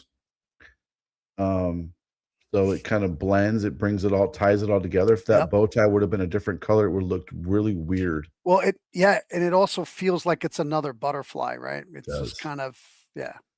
Does.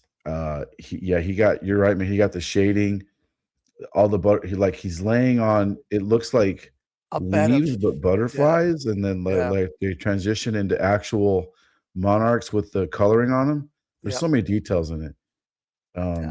And then when you strip that background out of there and you just have the white and those butterflies, like it looks like they're hanging off into empty space.